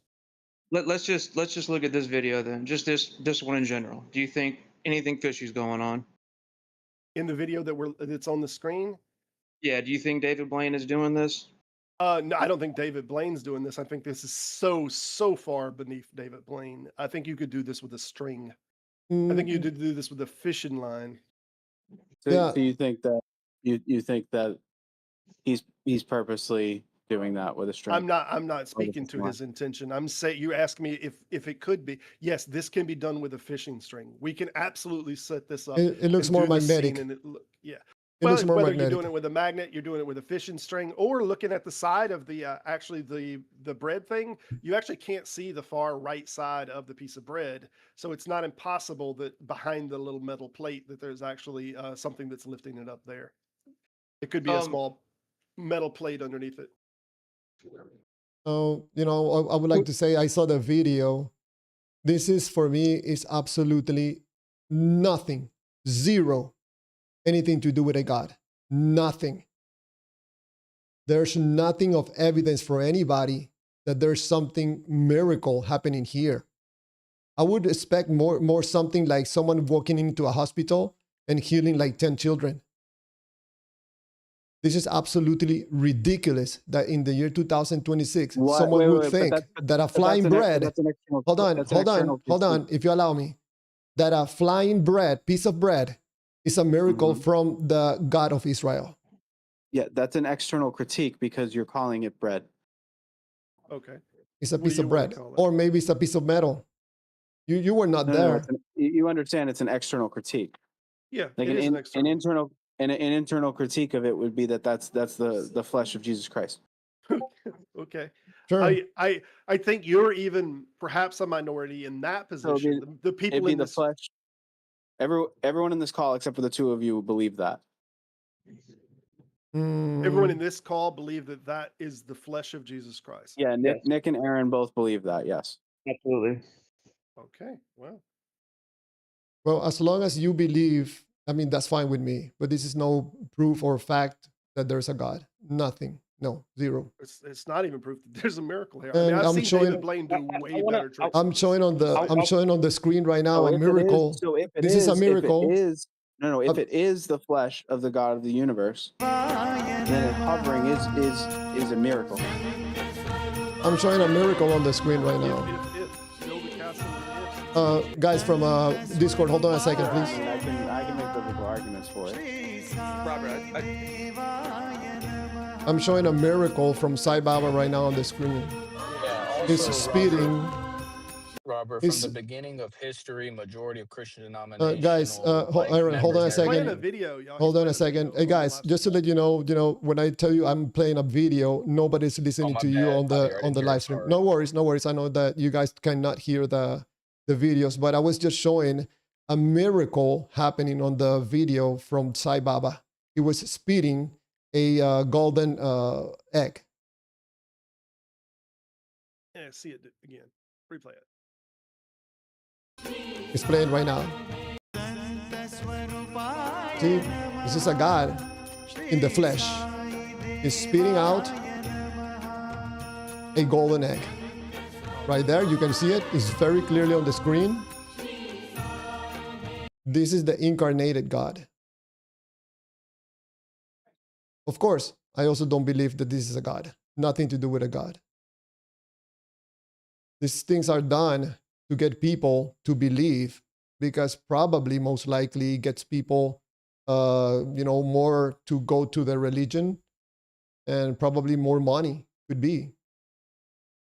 Hey, y'all, I actually got to help my wife with something, but I want a real honest answer. If this wasn't Sai Baba and this was a priest or the Pope that did this and said that this was God that brought forth that golden egg from their mouth, would y'all believe that that was a miracle? I didn't watch the video. I can't see it here in Discord. Oh, Yeah, you can see it later. It's I a have a quick question for it's a Robert, though. it's a human being spitting out a golden egg out of his mouth in front of a big crowd. Yeah, Yeah, Nick, you so was trying I to mean, it answer it. sounds to me like with everything you said, Robert, that there is no amount of evidence that would make you. Golly, that why there aren't is a you God. answering my questions, but I'm supposed to answer yours? I asked a very simple question right after that. If I this was told supposed you to I have been didn't. a I told priest, you I didn't. I answered your question. I told you I did not watch the video, so I can't answer that question. okay, well, Nick was trying to speak. Nick, did you watch the video? No, but I had a question earlier with what you had, one of the comments you made. I wanted to clarify on it. All right, my wife's waiting on me. Hit it quick. Okay, when you claim Jesus is not God, are you talking about from your perspective or what the text indicates? From the Yeah. biblical text. I don't think that Jesus claims to be God, and I Okay, think so from the that biblical Trinitarians text, regularly mix up this this projection of authority. We get people that stand in the divine name and stand in the divine authority, and it happens all throughout the Old Testament as well. And I think Trinitarians act like this isn't happening, that people aren't standing so in as a representative. if we If can there's prove, and anything more wrong you've ever claimed, Robert, in your life, it would be that. Not even trying to be I mean. know that That's you're, I know absolutely that you got to avoiding go. the text's meaning. Yeah, that I know that you got to go, just to but say, yeah, I'm sorry, Nick. I'm sorry. She needs help with bandages, and yeah. I'm gonna jump back on a little bit, but I'll talk. He's to you. gonna be back a little bit later Have a good in case day. you want to ask him some more questions. Did he say? Did he say that his claim is that the biblical text doesn't support Jesus being Yes, God? that's why I was trying to make the clear distinction, because I wanted to make sure he wasn't saying what he believed, what the text indicates. So I just Do you sent hold the that? Do you hold video. that same belief, Clearwaters? I just shared the video of the incarnated God of Sai Baba. Clearwaters. Yes. Do you hold that same sentiment, that same belief that the text doesn't claim that Jesus isn't claiming to be God within the text? I'm not sure. I don't know. I think that there's a possibility that Jesus was a real guy, but from that to being a God, no, there's nothing. No. From the biblical text, Mhm. is Jesus claiming to be God? I don't know. I'm not interested in that conversation, Nick. That's Okay. usually Robert likes those topics. I'm looking for evidence of a think that's the God. reason why he left the book. Say what? Robert never wants to engage in the Trinity text. We've tried multiple times. I've tried multiple times. So that's not true. The reason But why he doesn't want to engage in that conversation is because his argument of there not being a God begins to fall apart. If we can prove that Yeah. Jesus claimed to be God and is God, his argument falls apart completely. from the That's scriptures. why he doesn't want I'm to out. engage. I'm out, brothers. I'll catch you all later. Th- Clearwaters was great. Thank you, meeting God bless. Catholic Defender. Appreciate it, man. Thank you. Hey, Nick, what happened? Okay. So apparently he doesn't want any answers. But you guys saw it. Yeah, A miracle going on, Aaron. yeah. What's up? I'm not fully attentive. I'm like listening. but I don't know what y'all are talking about. But I was trying to tell Robert, which he has an issue sometimes of making, is he'll make assumptions like, oh, well, they don't actually believe Jesus is God. Majority of modern views, or the Eucharist is just seen as bread. That statement is not factual to the majority of Christians, what they believe in history now. Even if you don't care about Javier, I know you don't. But is that what the miracle video was talking about? One thing that I noticed from that conversation that just took place here, Aaron, between Robert and the Catholic defender, is that Robert was very respectfully answering questions and asking questions, but that was not the case from Catholic defender, which he was here to correct me if I'm wrong, but he was not. He was trying not to answer all Robert's questions, so that doesn't seem to me that was a real honest conversation taking place. And besides that, it seems to me that Robert um, proved some things, and that's why Catholic defenders stay quiet, trying to look for this information, especially the case of the Shroud of Turin. So I don't think there's a win here from anybody. We're trying to, in case of myself, I'm trying to see if there is any evidence for a God. I'm not interested in the Trinity or no Trinity. I don't care about any of the stuff. I think we're looking for evidence if there's a God out there, which I haven't seen any.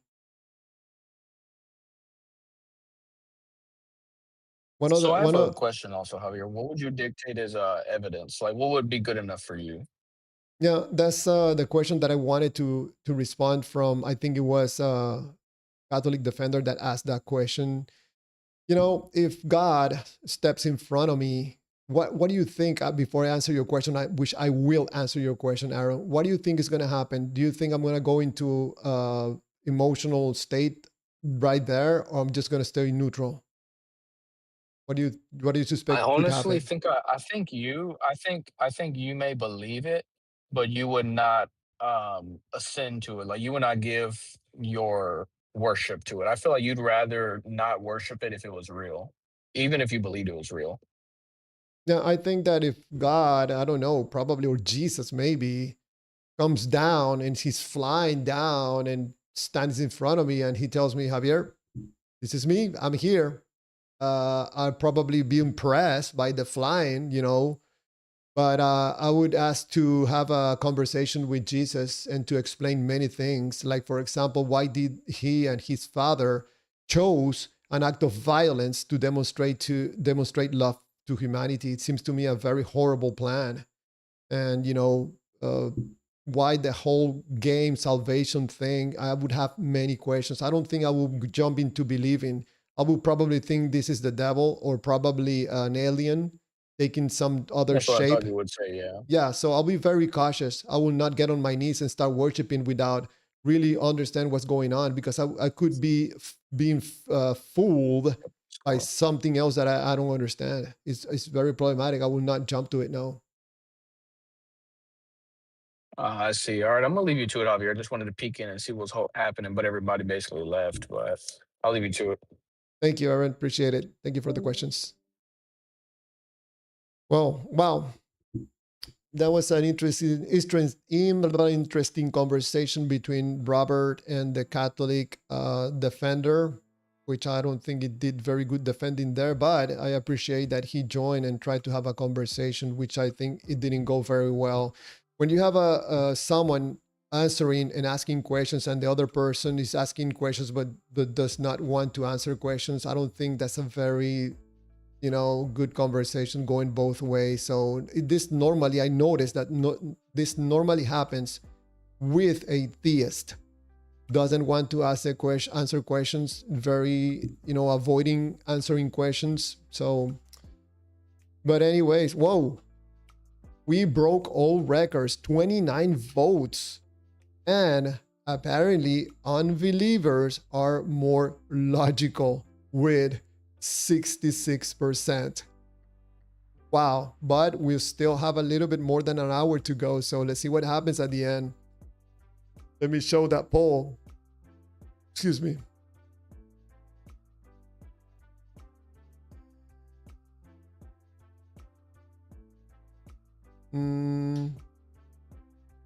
There you go. 66% of the viewers of the live stream think that unbelievers are more logical. So I just show you a video of a flying piece of bread, probably some trick magnetic or something like that. I don't know what a flying piece of bread has to do with a God, all-powerful, omnipresent, all-knowing, timeless God has to do with a flying piece of bread. I don't know. It seems to me that if you think that that's a miracle from the God of creator of the universe, I mean, you have to do some self-talking to yourself, talk to the mirror and have a conversation. What's going on with you? I just show you another miracle from Sai Baba spitting a piece of egg of gold, and many other miracles from him and other incarnated gods. Very problematic that people still in the year 2026, the era of technological advances and AI, people still fall for these magical tricks. So let's read some of these messages. I noticed that Spider-Man joined the live stream. Welcome, Spider-Man. Do you still have that demon of the deceiveness on you? We can get it out of you with some honesty and transparency. Sunny side, thanks Javier for what you do and keeping an open perspective. Thank you, Sunny side, for that comment, and thank you for being on this live stream. Appreciate it. NFL music, the devil exists too, is not God's will. NFL music, you have been watching too much God cartoons, my friend.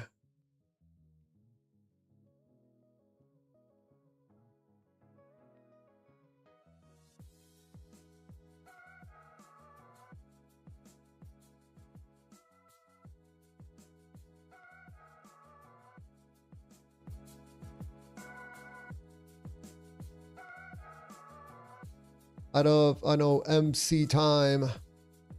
Oh, where is it? Where is it? Out of Babylon. The things sold in stores first started as a freely given product or material of the earth. It should be free. Who sells the oil companies the oil? They now sell to us.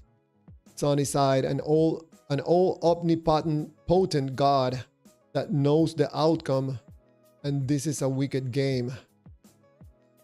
Very complicated, very problematic. So you just remind me in a way to put this on the screen.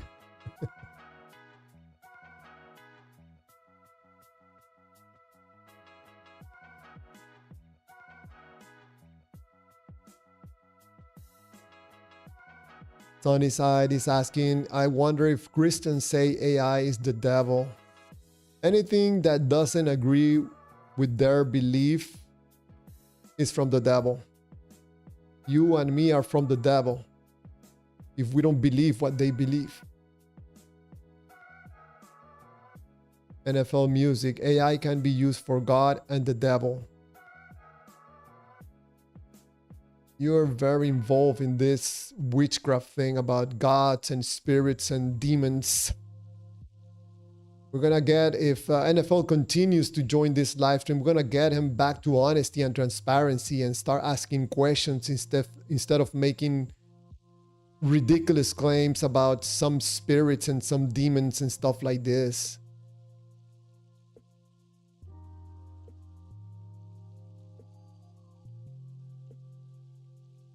Out of Babylon to MC time, you are God.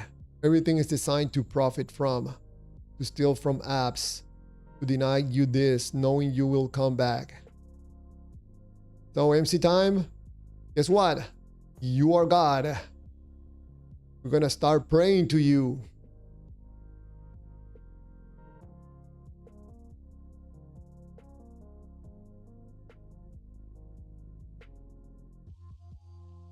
TP Seeker to Out of Babylon, tax the rich.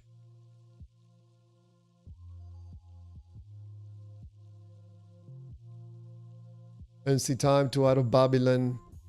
Out of Babylon, God is gonna talk to you. MC Time, you are correct for city life, but people like the Pariah would notice no difference. I just keep on keeping on. NFL music. I'm bold because I know it's real. I see it. You know because you know. I know. I know that you know that I don't know that you know that God is real. But you know, I know that you don't know. You think that I don't know that you know. That you know the truth.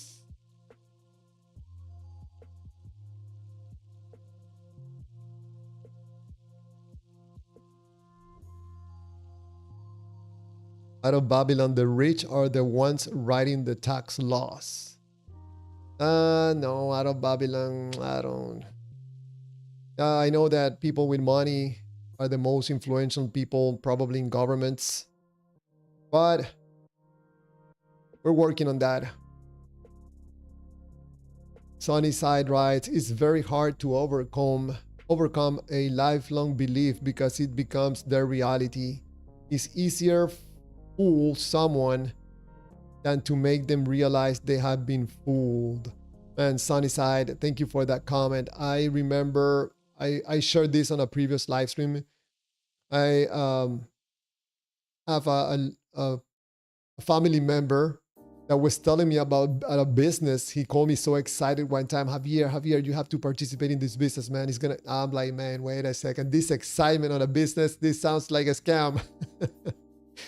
Once he spent like 5 minutes telling me to come to this meeting, I'm like, man, just tell me just a little bit. So I told him you're in a scam. He's like, no, it's not a scam. You're involved in a scam. Like 3 months later, I talked to this person that I love, a family member. What happened to the great business? No comments. Was being scammed. Fortunately, it was not for too much money.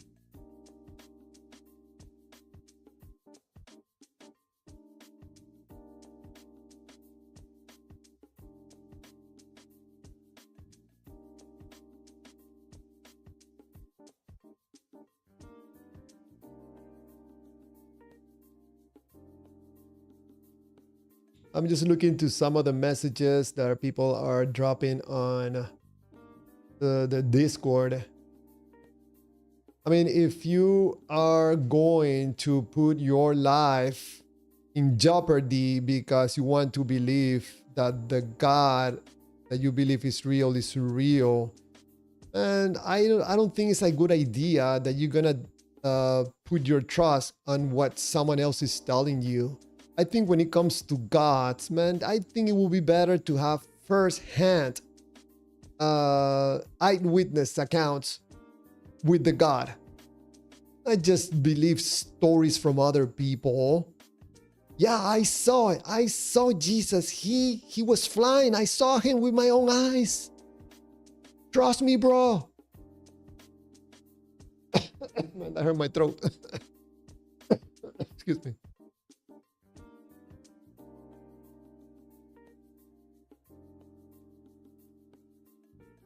I think if we let believers in invisible entities from foreign countries get away with it, they will somehow say that they have proof that the shot of Turin is legitimate and it was from Jesus and something supernatural happened to it. How did they come to the conclusion that it's real and supernatural? Well, because they know.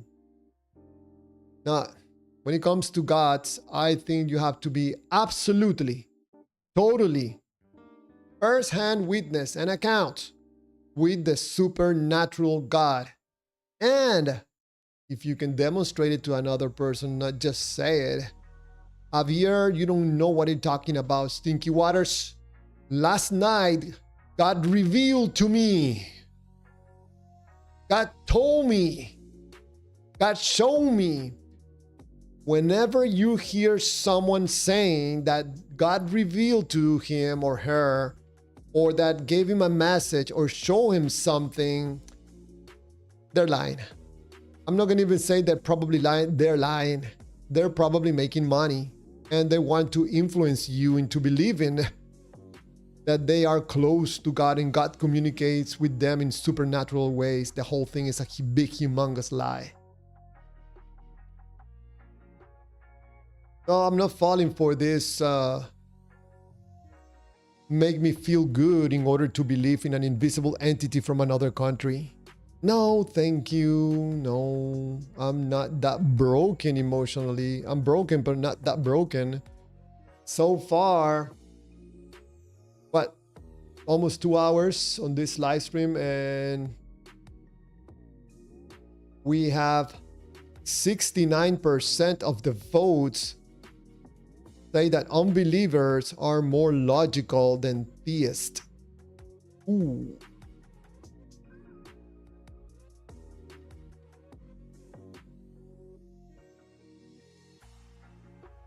So NFL Music says, well, technically you're putting your life jeopardy on not believing. NFL Music, you're wasting your life.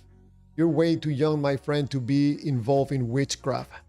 Someone has to talk to you, you know, have a conversation about honesty and transparency and having some decency, and not get involved with witchcraft and stuff like from gods, you know, and demons and stuff like this. It's not good for you, my friend. You haven't figured it out, but you will. You will remember this live stream and people telling you, hey, you're involved in a scam. You're just not aware of it yet. Those people that join this live stream that are not believers, they come from believing first. Like myself, I used to be a believer until I started asking questions and I found out that the whole thing was made up. And I was making this, I was producing these feelings in my body with the power of my imagination. Even the supernatural sensations that I was feeling. Somehow, I don't know, I still don't understand it yet. We have something in us human beings that seems to me is a bit magical.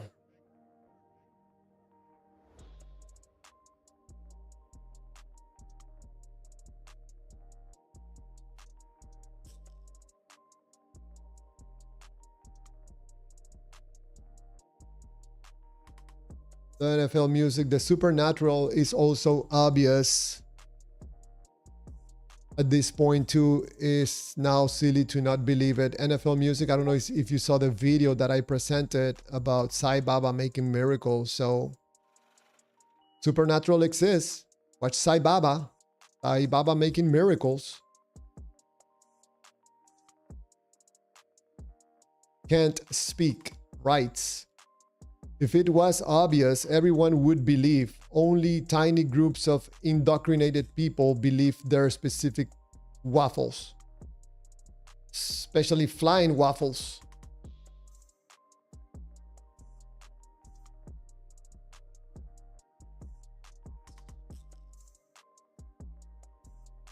Flying waffles 1 centimeter away from the plate. When the bread flies 1 centimeter away from the plate, you know it's a miracle from the God of Israel.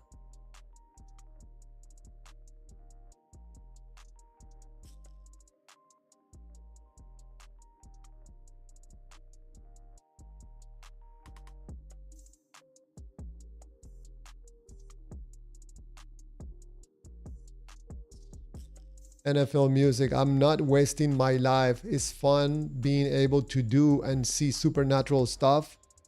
Is the coolest thing ever. I know, NFL. I know, man. I remember when I was a believer, man. I used to have a lot of fun and watching those people, you know, rolling on the ground and screaming, man, that was wow. I was like, wow, the power of the Lord. And the ladies, man, the girls were beautiful. So I really enjoy church, man. I really enjoy going to these places. Oh, have fun. NFL music, have fun, you know. Watch the demons coming out of the people, man. Feel the supernatural feelings, man. Until you decide to be honest with yourself. And then you go back to unhappy. Because being honest does not promise you happiness. The God of Israel does promise you feel good. The God is going to make you feel good. Give you a new heart.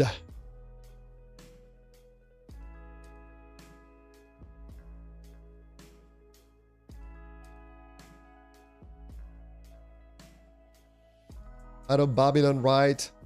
They have learned to use our fear of death against us. TP Seeker, so why are you whining about society and what your mother did for you since she was manipulated to provide you necessities? To Out of Babylon. I don't understand still Out of Babylon's message. Don't get it.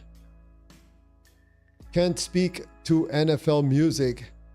You can still see that without lying to yourself about these imaginary things being as real as a hat. As a rat's hat.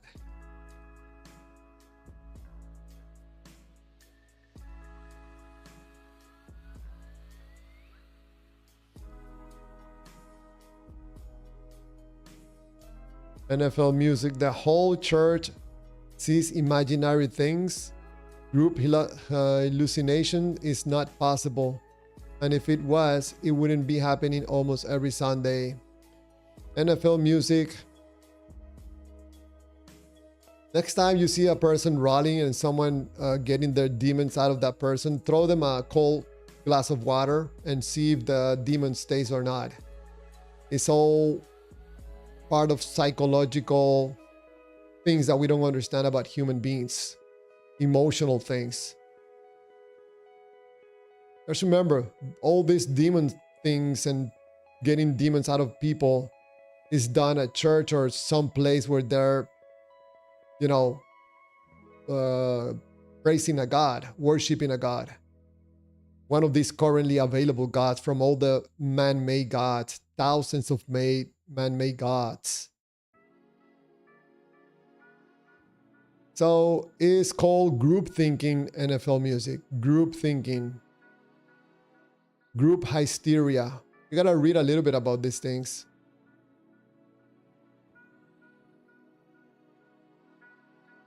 Can't speak right. I lucid dream like no one and I can do whatever I want and see whatever I want in my dreams. You don't have to or tend. That's more than a construct of my mind.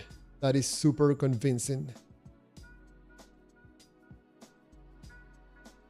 NFL music, do videos capture imaginary things? NFL music, are you gonna tell me that you're saying that getting on a video, someone rolling on the ground and screaming is proof that the God of Israel is real? No. It's just proof that there's people with psychological and emotional problems. That's it. That you apparently do not understand and have not taken the time to understand and read about these things about people getting demons out of them. They call it exorcism.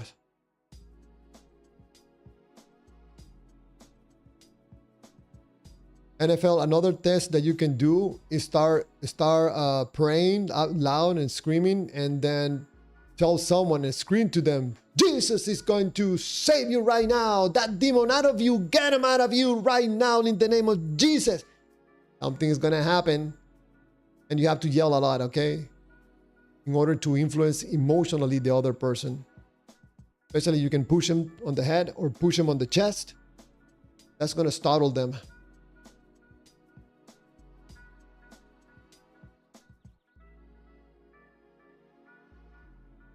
Can't speak. I don't have to pretend. Man, that's one thing I don't miss from when I used to believe in a God. I don't have to pretend anymore.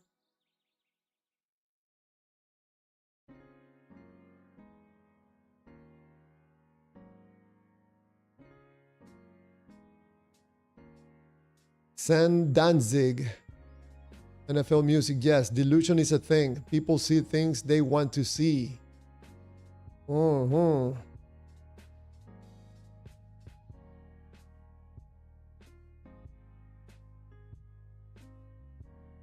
PP Seeker, paranormal, supernatural, ghost, aliens are billion-dollar businesses. Oh man, that is correct. Absolutely correct, man. It's all about the moolah, the big bucks. I'm gonna open another channel and I'm gonna call it God's Clear Waters, God of Israel Clear Waters, and I'm gonna be making the big money. I'm back, by the way. And Robert, that was a very nice conversation there, man. Was it? Where'd everybody go? Hold on, let me.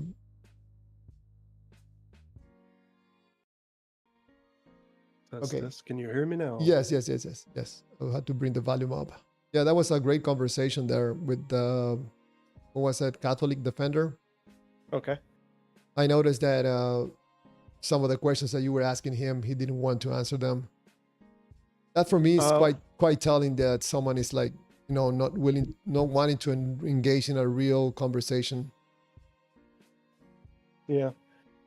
Well, I don't know, where did everybody go? Did they just ran out of time, didn't want to talk, get kicked? What happened? Yeah, after you left, Nick said something about, I don't remember, and I was going to answer and he closed the call, so I don't know. And Aaron asked me a question and he also went away. So I don't know. Sometimes these people are afraid of you, and sometimes I don't know, you left and they left.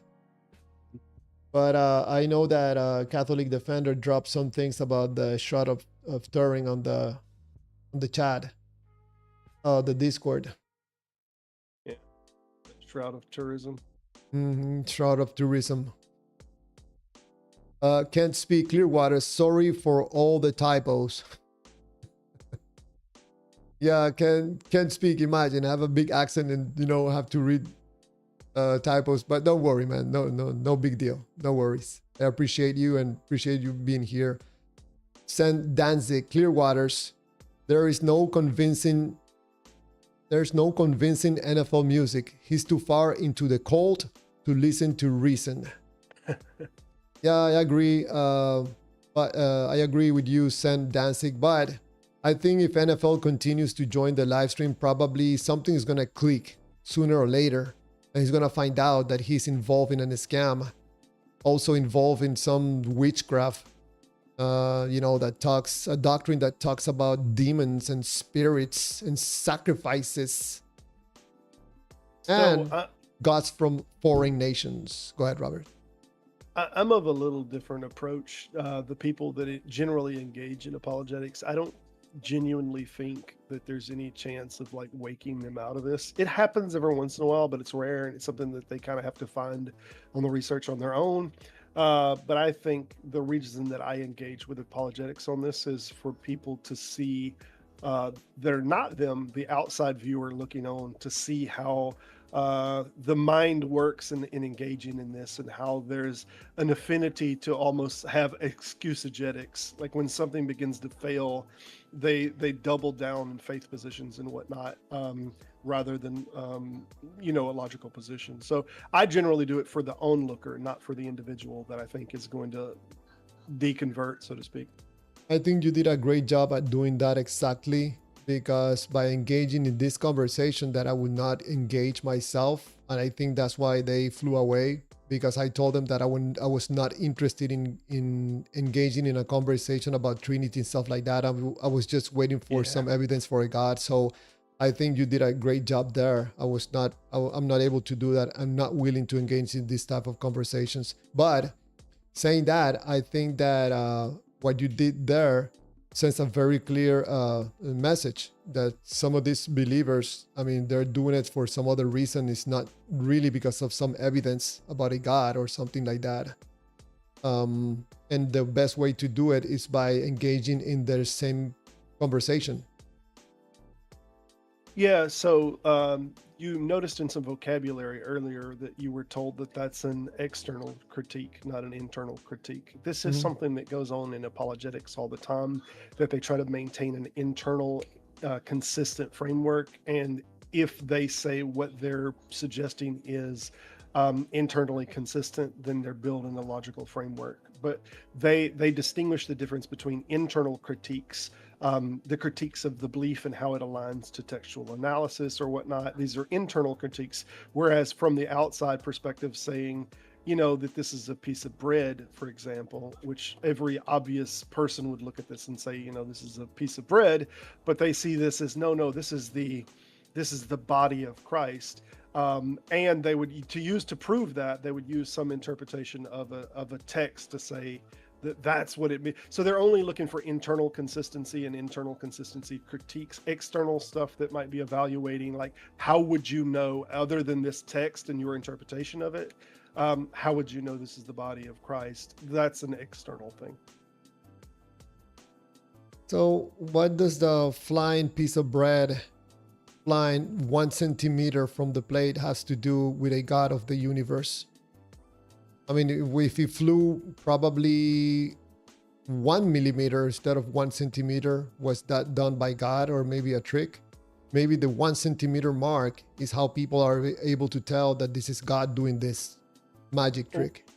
Or if you listen to their internal consistency, you never even needed to levitate for it to be a miracle. Just by virtue of it no longer being the bread, it being the body of Christ. Good point. This is already a miracle. But if they do something like this, they generally do the argument that it's the body of Christ when it goes into your mouth, right? Because if they say right now, oh, that's the body of Christ, then a non-believer goes up there and tastes it. It tastes like bread. Oh, no, that's a problem, you know? I remember when I used to take this piece of bread and put it on my mouth at church, the mass, man, I would feel like, I don't know, like special. I felt like, I don't know, there was some feeling once you put that bread on your mouth, like you feel like someone important, you know. But of course, it was everything on my mind, my imagination, me producing those feelings. I find that conversation quite interesting, and this part about the internal and external thing, I never heard of that before. But of course, for anything that I don't understand, even if I'm an ignorant person or whatever they're talking about, does that prove that the God of the Bible is real, the God of Israel? So, yeah, it doesn't.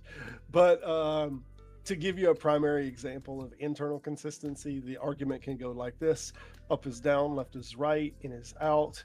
And then when I make a statement like I get down, or I walked in the house to get to mow the grass, based on their framework, all of this is internally consistent because they've decided or defined inside of the framework that up is down, left is right, in is out.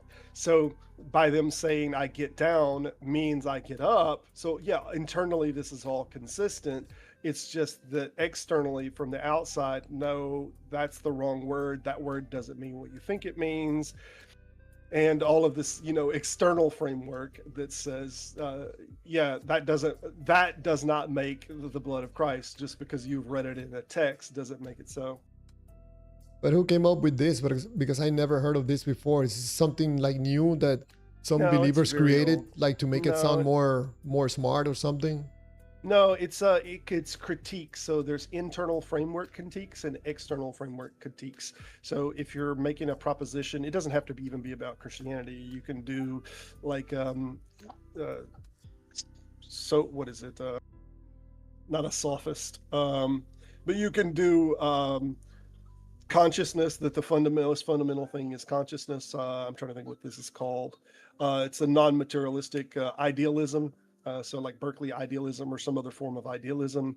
And then you can say, give all the concepts of idealism, that there is no physical matter, that it's a projection all inside of consciousness. There's no need to posit that there is an actual physical reality.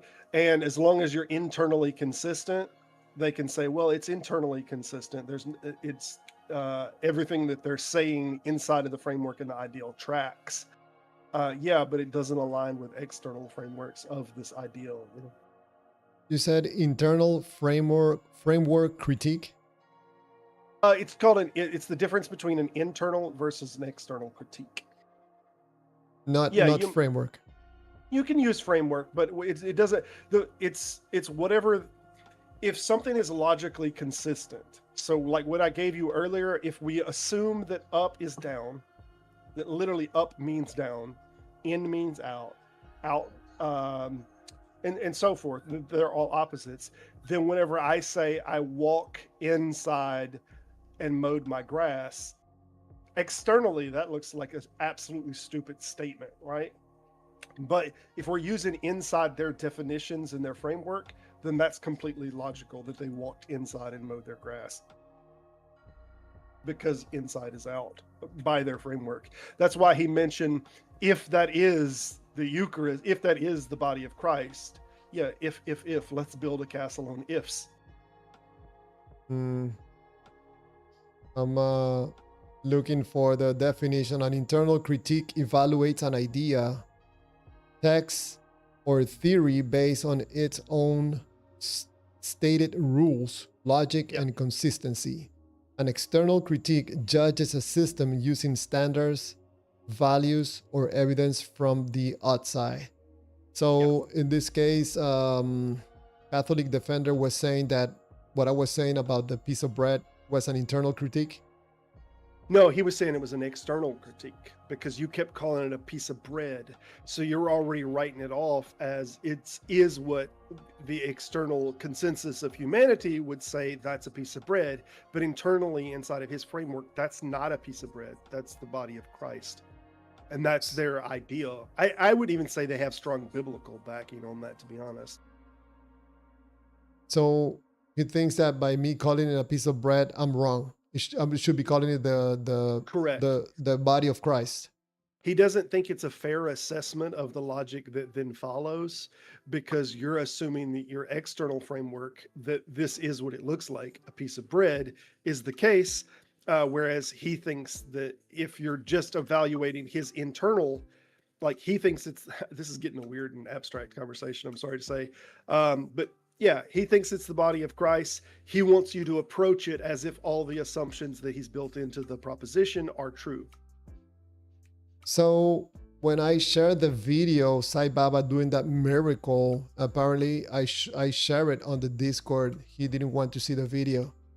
If he critiqued that video saying, no, that's not really a miracle, that would be an external critique. Yes, that would be, well, depending on the law. Like he knows that inside of the group that is the Sai Baba followers, they fully believe that that is, and that this is totally logical with the miracles that Sai Baba does. But for him say, oh, that's not a golden egg, or that's not how it happened. I don't know that you can wrap up everything to an external and internal critique, but assuming any standards by which they're judging premises, if you're assuming those premises are not true to start with, then that's kind of it's an external critique. Whereas if you're saying, okay, all things being equal, let's assume every part of your propositions that builds your final statement is true, then is it logically consistent that your final statement is true? Yeah, sure. So if I say a color like, let's say yellow and red, I can't remember what the hell yellow and red makes, but let's say yellow and red makes green, and we know this just from our observation on it, but inside of his internal framework, yellow and red makes blue, right? As long as he has an internally constantly consistent model on how all the colors correspond to a mixing ratio that would create that color, then he could say it's logically consistent to say that red and yellow make blue. does that align with the external framework that we observe on day-to-day basis? No, it doesn't. So, would it be a fair assessment if I call this being ridiculous? I don't know. I don't know. It's like you're not accepting my view or my framework. So what you're saying is wrong because you're using words that I don't accept. Yeah. Sounds to me So- more like it. What we have is we have something called deductive, inductive, and abductive reasoning, and deductive is the most preferred.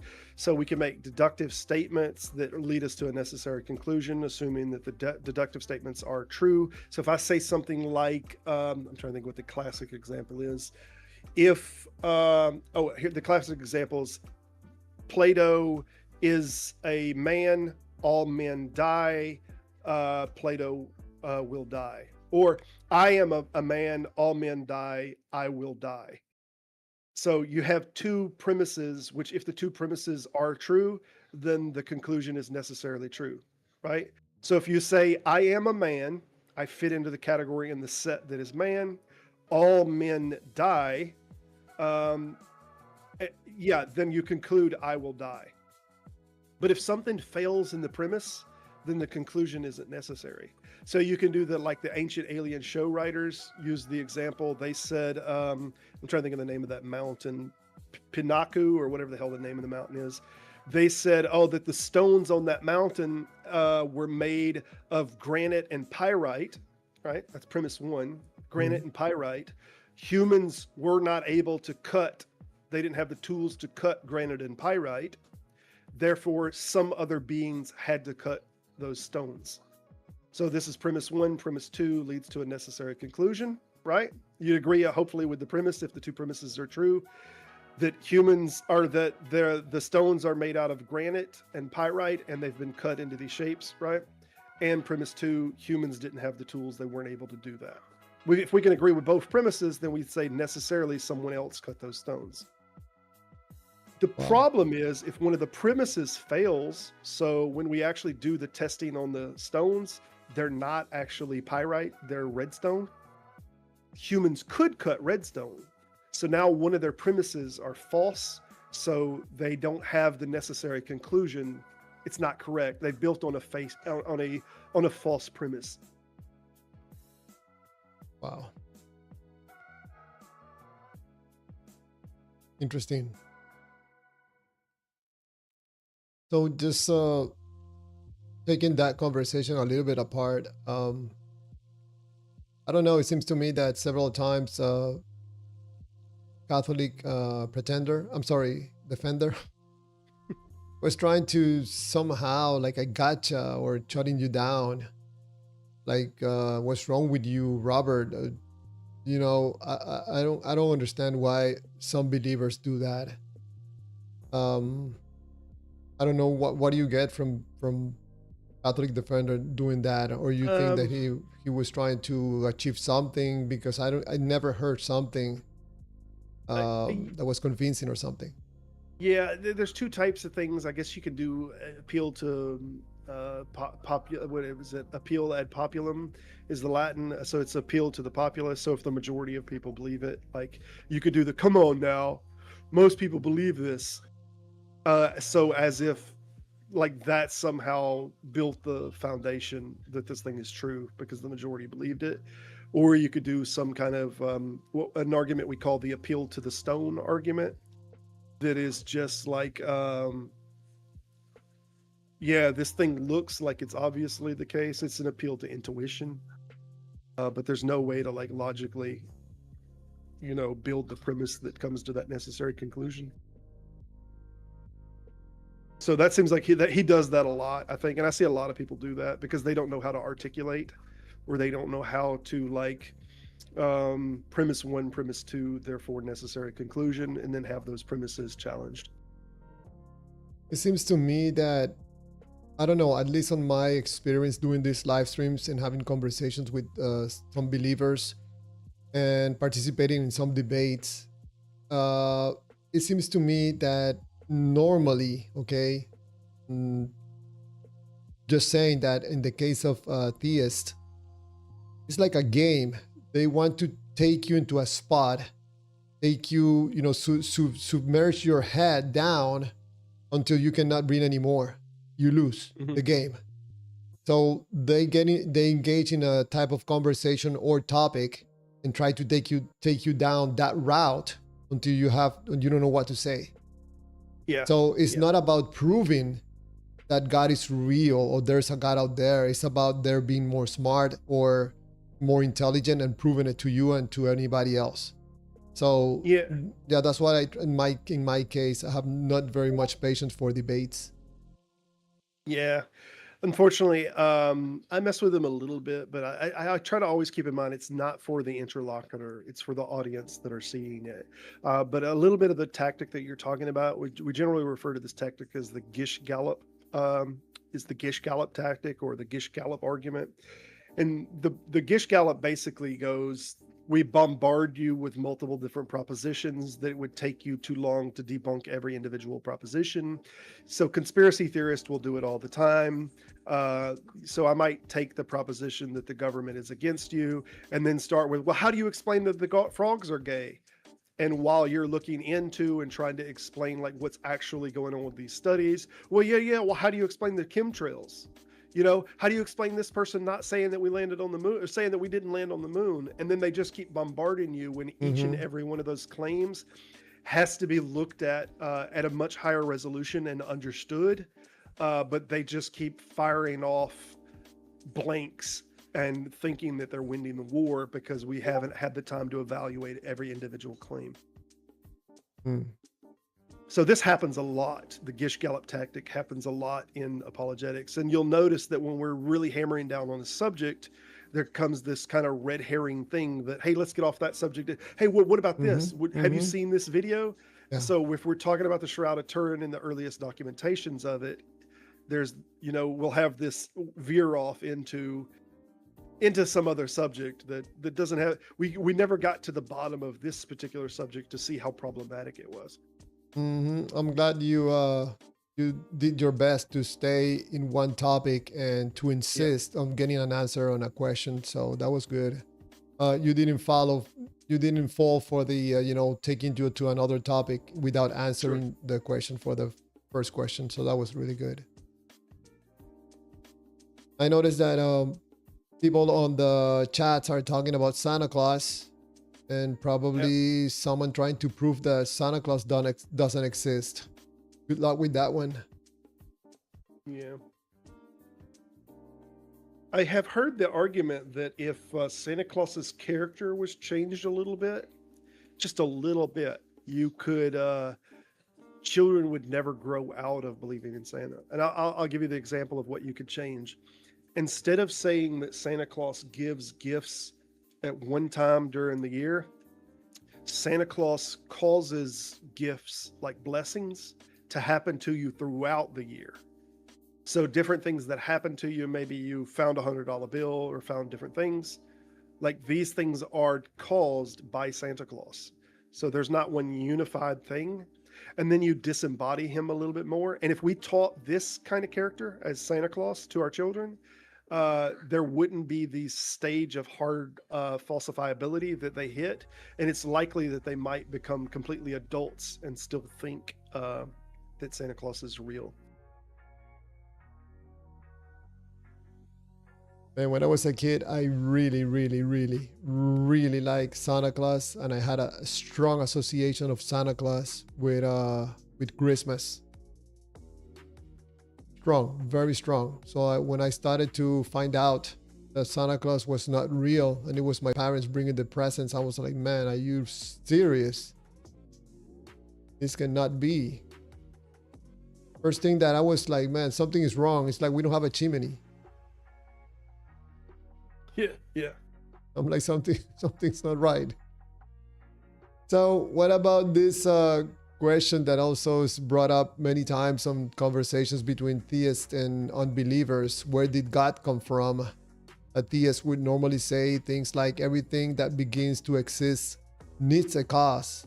The universe begin to exist, therefore it needs a cause. The God of Israel is the cause of the universe. An unbeliever will say, if everything needs a cause, what caused God of Israel? Yeah, it's also so there's what we call straw man arguments that religions do a lot, that they build a different version of your argument because they don't like the mainstream argument, so they make a variation and a change in it. And what they've done with physics is the Big Bang is claimed to be an expansion of the universe, not the beginning or creation of the universe. Like all of the energy just was expanding outwards. It doesn't mean that all of the energy that was there began to exist at that moment. So the energy could have been there continuously, and the Big Bang is only an expansion. So people will use the term "it began to exist," and that's not what modern physics thinks. It's not a terminology that it uses. The universe began to expand, not began to exist. So there's already kind of a straw man assertion that they're trying to discredit the mainstream positions on these and the physics positions by misrepresenting them. And then they have another tactic that they do with terms like exist. So there's different types of exist, dare I say. So even in the Greek, we had what we call ex material or ex materia and ex nihilo. And one is out of nothing and one is out of material.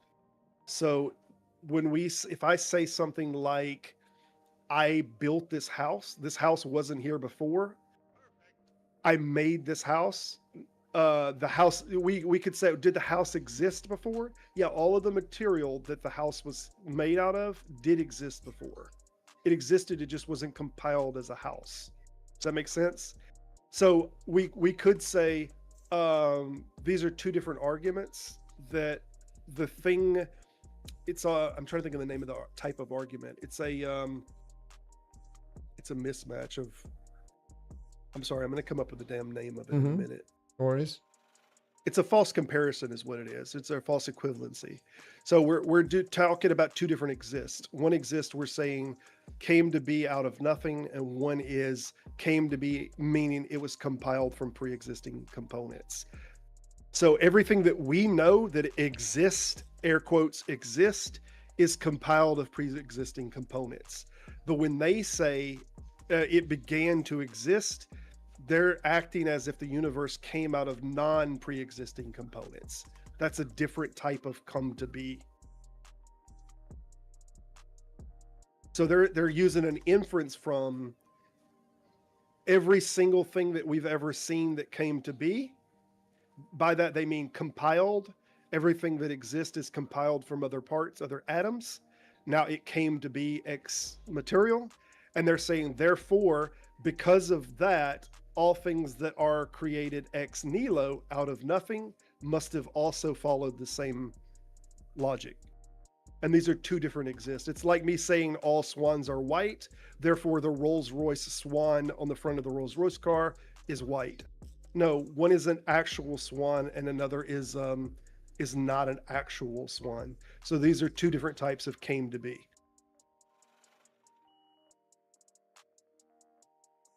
Wow. Great explanation. Hopefully that was trackable. I'm gonna bring up, there's 30 more minutes until we finish the live stream, and for now the poll, who is the more logical, 70% unbelievers. Interesting. 33 votes. That's the most votes on a poll, as far as I remember. So the point number 3, conversations between theists and unbelievers, who is more logical. I came up with which God. Theists would say things like something created the universe, therefore God exists. Unbeliever, even if I accept that something caused the universe, how do we get from that conclusion to the God of Israel? It's a big jump, isn't it? It's a huge jump. Yeah. How did the character named God in the book jump out and created the universe and get back on the book? Yeah, I was meaning it's a like if a thing exists, you know, compared to the thing exists how I defined it or how this book defined it. Like these are two extraordinarily different claims. This is what we call the philosopher's God. They'll do the argument from the philosophy side and say necessarily there is this non-contingent thing, right, that is not contingent on anything else. And they'll try to establish this argument, which I think they really can't establish, had to have any kind of consciousness. But even if they established it, like as Christopher Hitchens used to say, all of their work is ahead of them to try to associate that to their God, like that it's the God of Israel, that this God that 2% of the global population believed before Christianity came along, you know, that one got it right.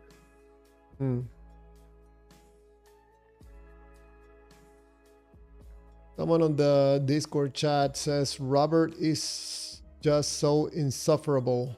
Just from a biblical perspective, he doesn't understand what the text says.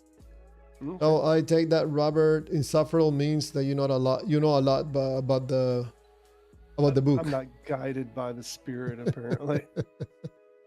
You know how interpretations need to be guided by the Spirit, you know, instead of understanding the context, the vocabulary of which the writers wrote, understanding the frameworks that they operated with, understanding the etymology and use of the words at the time. No, none of that's important. You have to be guided by the Spirit, like vibes. They have to vibe you and tell you what it meant. You know, guided by the Spirit sounds more like being possessed, you know, by something than being a normal human being. I'm sorry? I said, you know what it sounds like to me? I'm picking up on good vibrations. I don't know if you know that old song. Yeah, of course. I used to sing that song when I was in high school. Number 4, personal experience, man. This is a strong one. I hear it all the time. What was it? January 21st, 2021? Diva? Yeah. When he got the Holy Spirit, he has said it so many times that I still remember. Personal experience. Theists normally would say, I experienced God, so I know God is real. Unbelievers normally will say, I don't doubt that you experienced something, but how do you know the experience was caused by God, especially the God of Israel?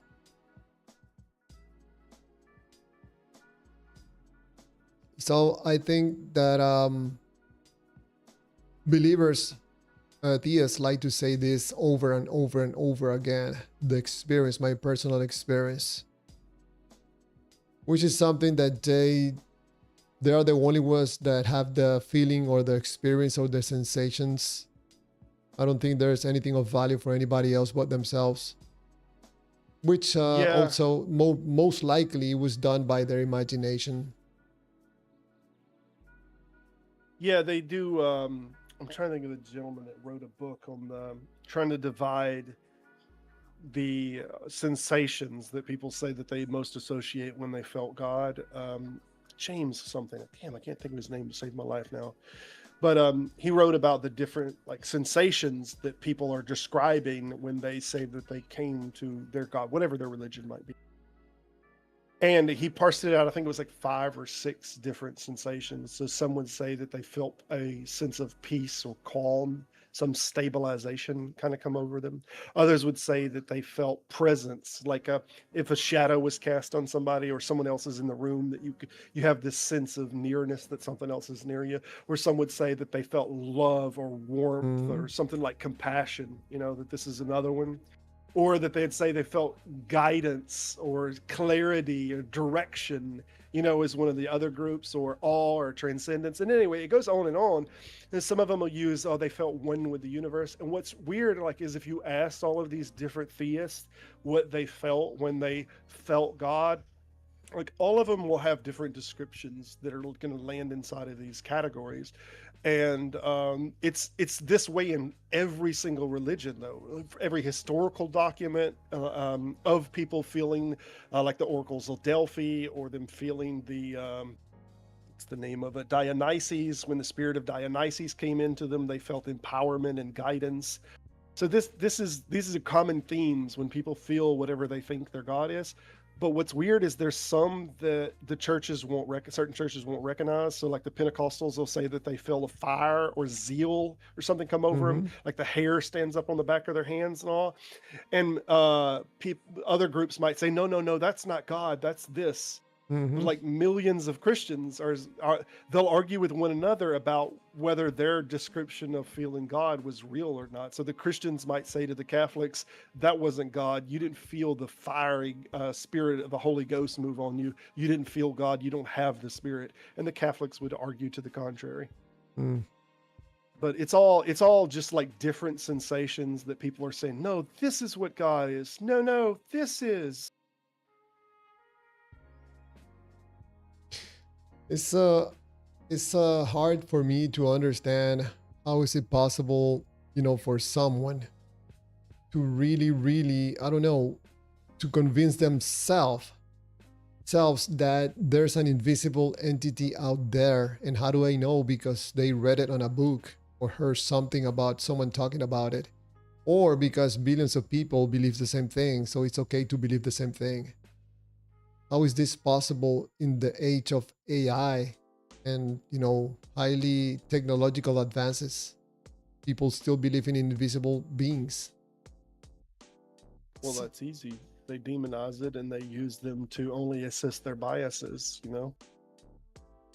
It seems... Go ahead.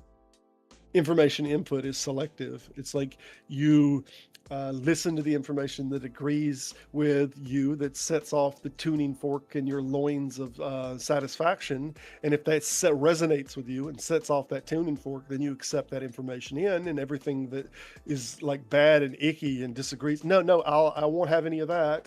That information's not true. That's false. That's a lie. That's from the devil, so forth and so on. It seems to me that there are three aspects where you can take really good advantage of presenting a God. For one is making money. Number two is influencing people.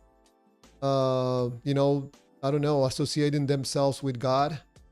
And the third one, with people that are not making money with God, probably they get a sense of importance talking to someone else about the most powerful being in the universe being your friend and your protector, and the being that loves you.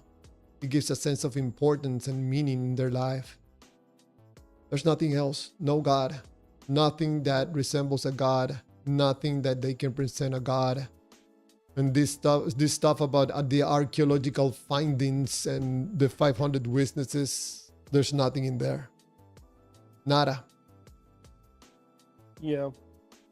Well, keep in mind that there are some people that hold some premises in a way that it truly and literally gives their life meaning. And in the absence of that thing being true, like they would turn to nihilism or just think that, nothing's even worth living if this thing isn't true. So there are people that have already couched like all of their emotional investments in this idea. And there's this kind of sunk cost fallacy that's going on, that they've already put so much time and energy and framework, and like they have relatives that they love that are in heaven, that they're going to see again. And like all of these investments that they've made in their mind in these subjects, that to even entertain that this thing might not be true is it's damaging to them emotionally in a way that they don't know how to handle it. Good point. Let me bring point number 5 before the live streams ends in 20 minutes. Point number 5 was you cannot prove God doesn't exist. Did I read that right? Yes, you cannot prove God doesn't exist. Theists will normally say you cannot prove God doesn't exist. Unbelievers would say, I cannot prove the non-existence of something you haven't proven exist. Yeah, you can't disprove a universal negative. It's not possible. That's why, and like they knew this even before Socrates. They knew this before Xenophon. They knew they had this onus probandi standard from the Greek for a very, very long time, and all philosophers even back then was in agreement that the onus probandi was on the individual making a claim in the affirmative, and the reason that what the onus probandi is what we call the burden of proof. So if an individual makes a proposition in the affirmative, this thing is, this thing happened, this thing exists, then the individual that is doubting it and saying, hey, we need evidence to hold that proposition, it's not their responsibility to prove that it isn't the case. It's the responsibility of the individual that makes the claim in the affirmative that the thing exists. And the reason that this is because if you think about information inside of a circle, if you draw a circle on a piece of paper and let's say everything inside of the circle represents everything that we know, literally everything that humankind can know, and then we draw a dot outside of that circle and we say this is something that is outside of the human knowledge, and we make propositions of these things that are outside of the human knowledge, can we disprove any of those propositions that are outside of the circle? And the answer to that is no. It's not possible. So are there more possible propositions that are outside of what we can know than is inside? Yes. There's an infinite amount of things that can be claimed, but there's only a finite, or an infinite amount of things that can be claimed that are not true, but only a finite amount of things that can be claimed that are true.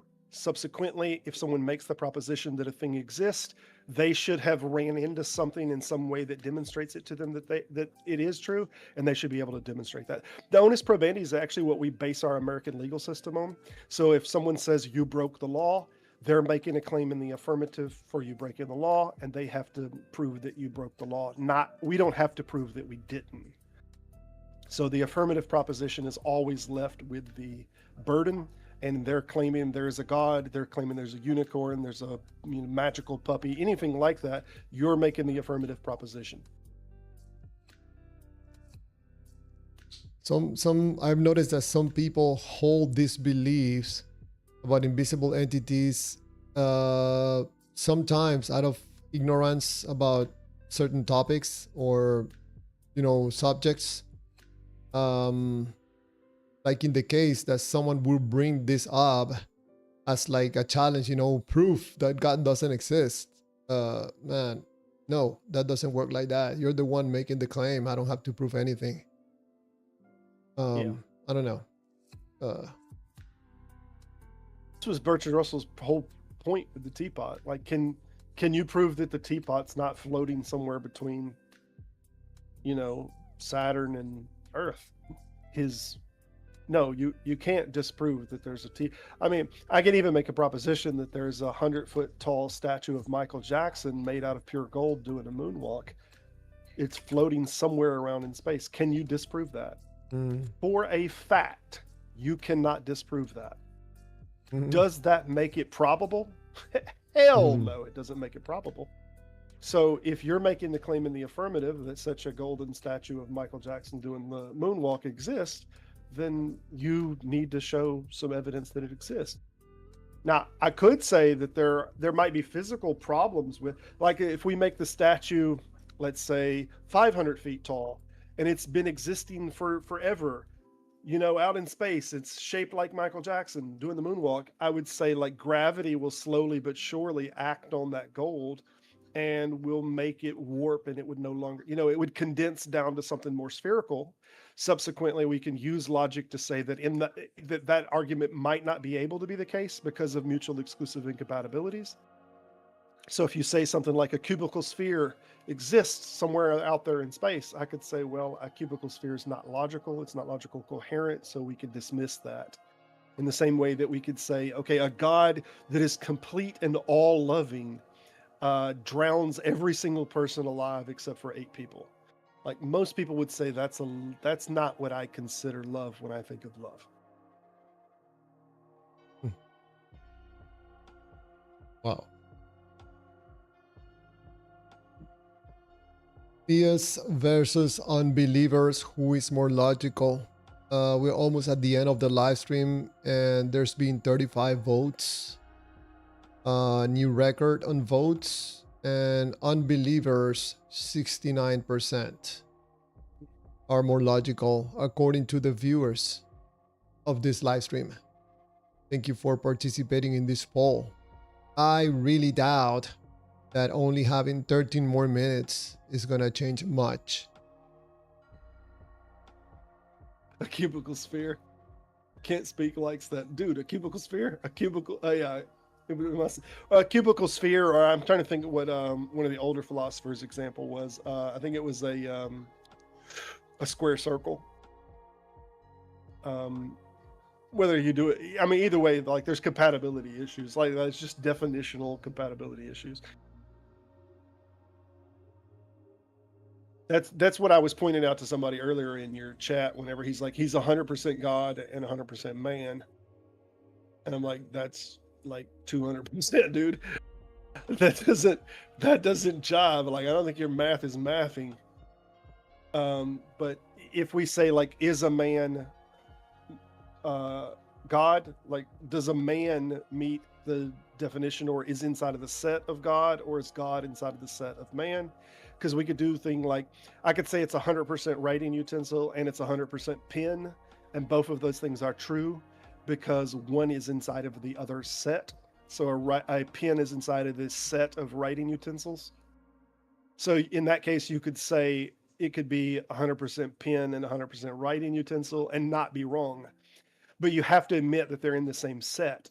So if you say that God and man are two different things, then you can't say any more than you can say that a living animal is 100% dog and 100% cat.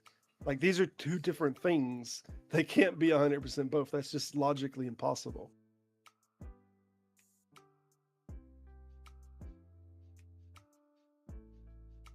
NFL music, man, you're by yourself almost against all these unbelievers. You're giving them a headache with all these crazy beliefs in demons and spirits. NFL music writes, just cause people are dumb don't mean Christianity is evil or fake. Yeah, I agree with that statement.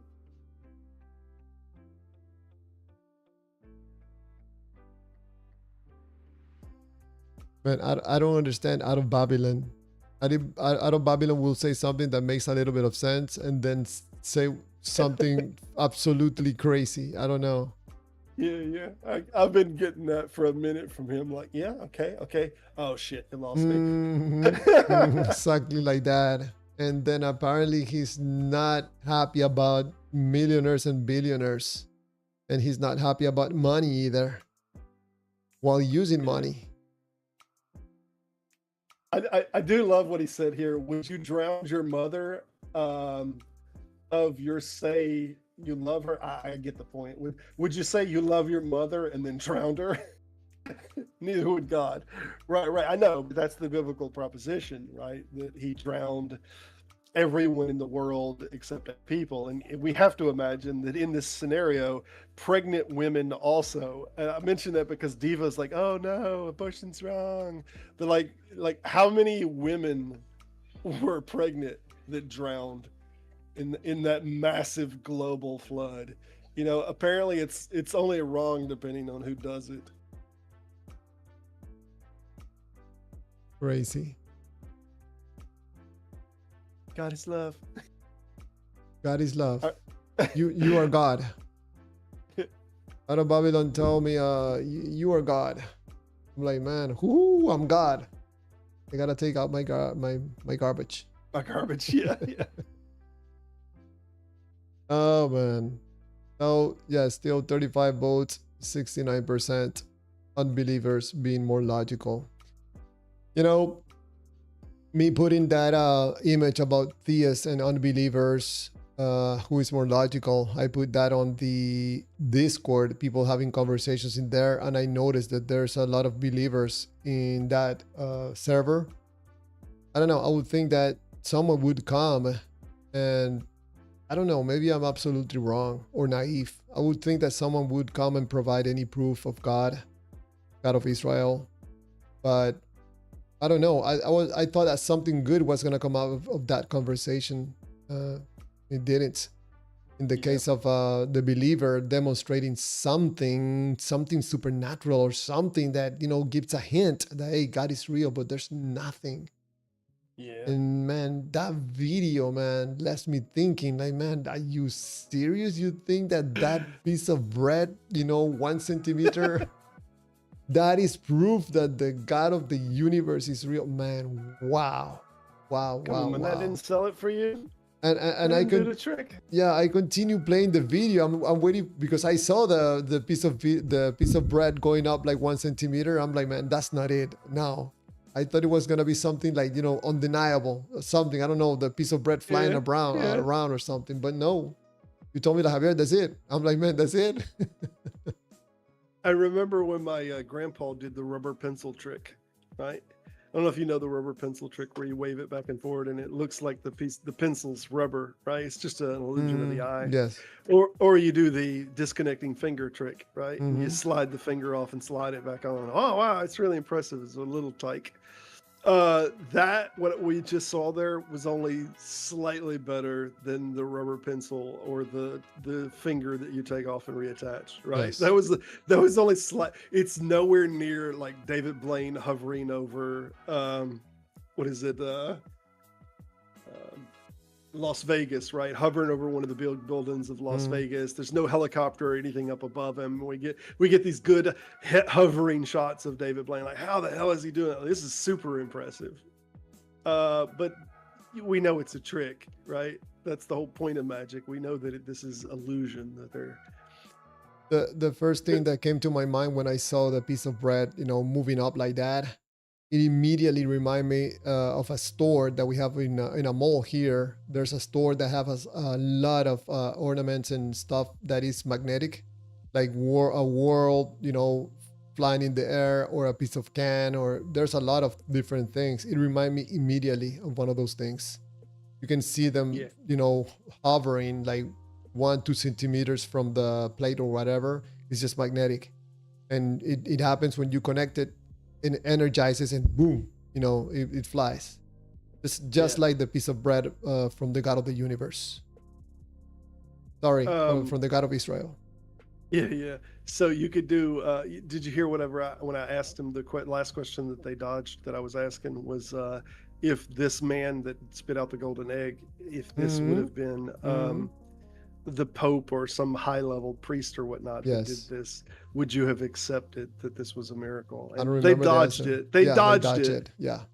But I think this is the truth of it. Like, if it's inside of your own ideology and it's confirming your biases and it's, as I mentioned earlier, sounding off the tuning fork that agrees with your ideas, then they would have absolutely embraced, oh, this is miraculous. This is miraculous. But since that doesn't agree with any particular ideas of them, they dismiss it as a trick. He put the egg in his mouth, or however they want to cash it out. They don't believe it was miraculous. So it's all like loyalty to a proposition is all it is.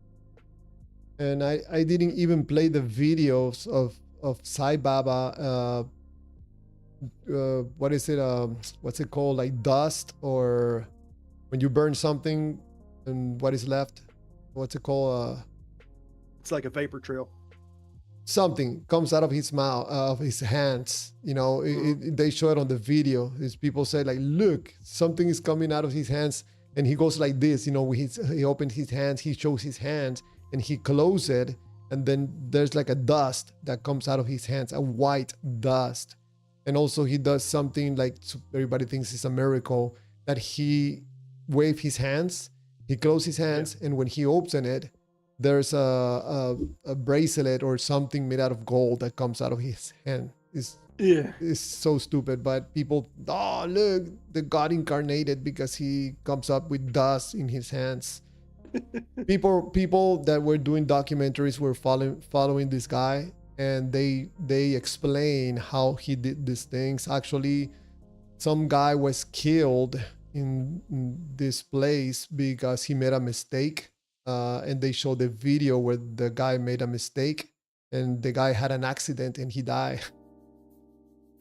Absolutely crazy. I remember I had a girlfriend in the United States that her mom was absolutely crazy about that guy. And she would say repeatedly, yes, that's God incarnated. That's God incarnated. I'm like, Yeah, man, I Sai think Baba you're... is an interesting one. Sai Baba has a lot about like lamps too, that he'd take a lamp and he'd fill it with water and then light it and it would burn. And like several people have testified, oh, it would burn through the whole night and all, which I highly doubt that. But if you have a copper lamp, what happens is petroleum and all saturates, dare I say, into the micro cracks of the copper and the inside, and then you can fill it up with water and it'll still have fumes that are coming off of the copper, and you'll be able to light it. It'll burn for a little while. But then it looks to the own viewer that doesn't know anything about the physics of this problem. It looks like, oh my God, he put water. I seen it was water straight out of a bottle, and he poured the water in there and he lit the lamp, and he's burning water. Yeah, that's not how that's working. But people are gullible, so what are you gonna do? Well, we have reached the end of this live stream. So thank you so much to Robert, man, for your talent, your time, bringing it here to the live stream for everybody. Share with everybody. I noticed that you have a live stream on Sunday, Skeptic Philosophy. I applied for the notification to be notified on Sunday if you want to promote it. Sure. Yeah. This Sunday, I'm going to have Kurt on. We're going to be talking about Tavo's CTF argument, which is an interesting argument. I think it's one of the more honest arguments, but it obviously has some serious problems. Tavo is an individual that professes to have once been an atheist and that's now more agnostic, and he's making an argument for Christianity is the most likely true religion, granting that if theism is true, that Christianity is the most likely candidate, and me and Dr. Kurt are going to be evaluating the individual claims of that proposition Sunday at 3 p.m. Central Standard Time, and I'll put a link shortly. Perfect. I'm looking it up here. Skeptic Philosophy. A nugget of truth. Is that it?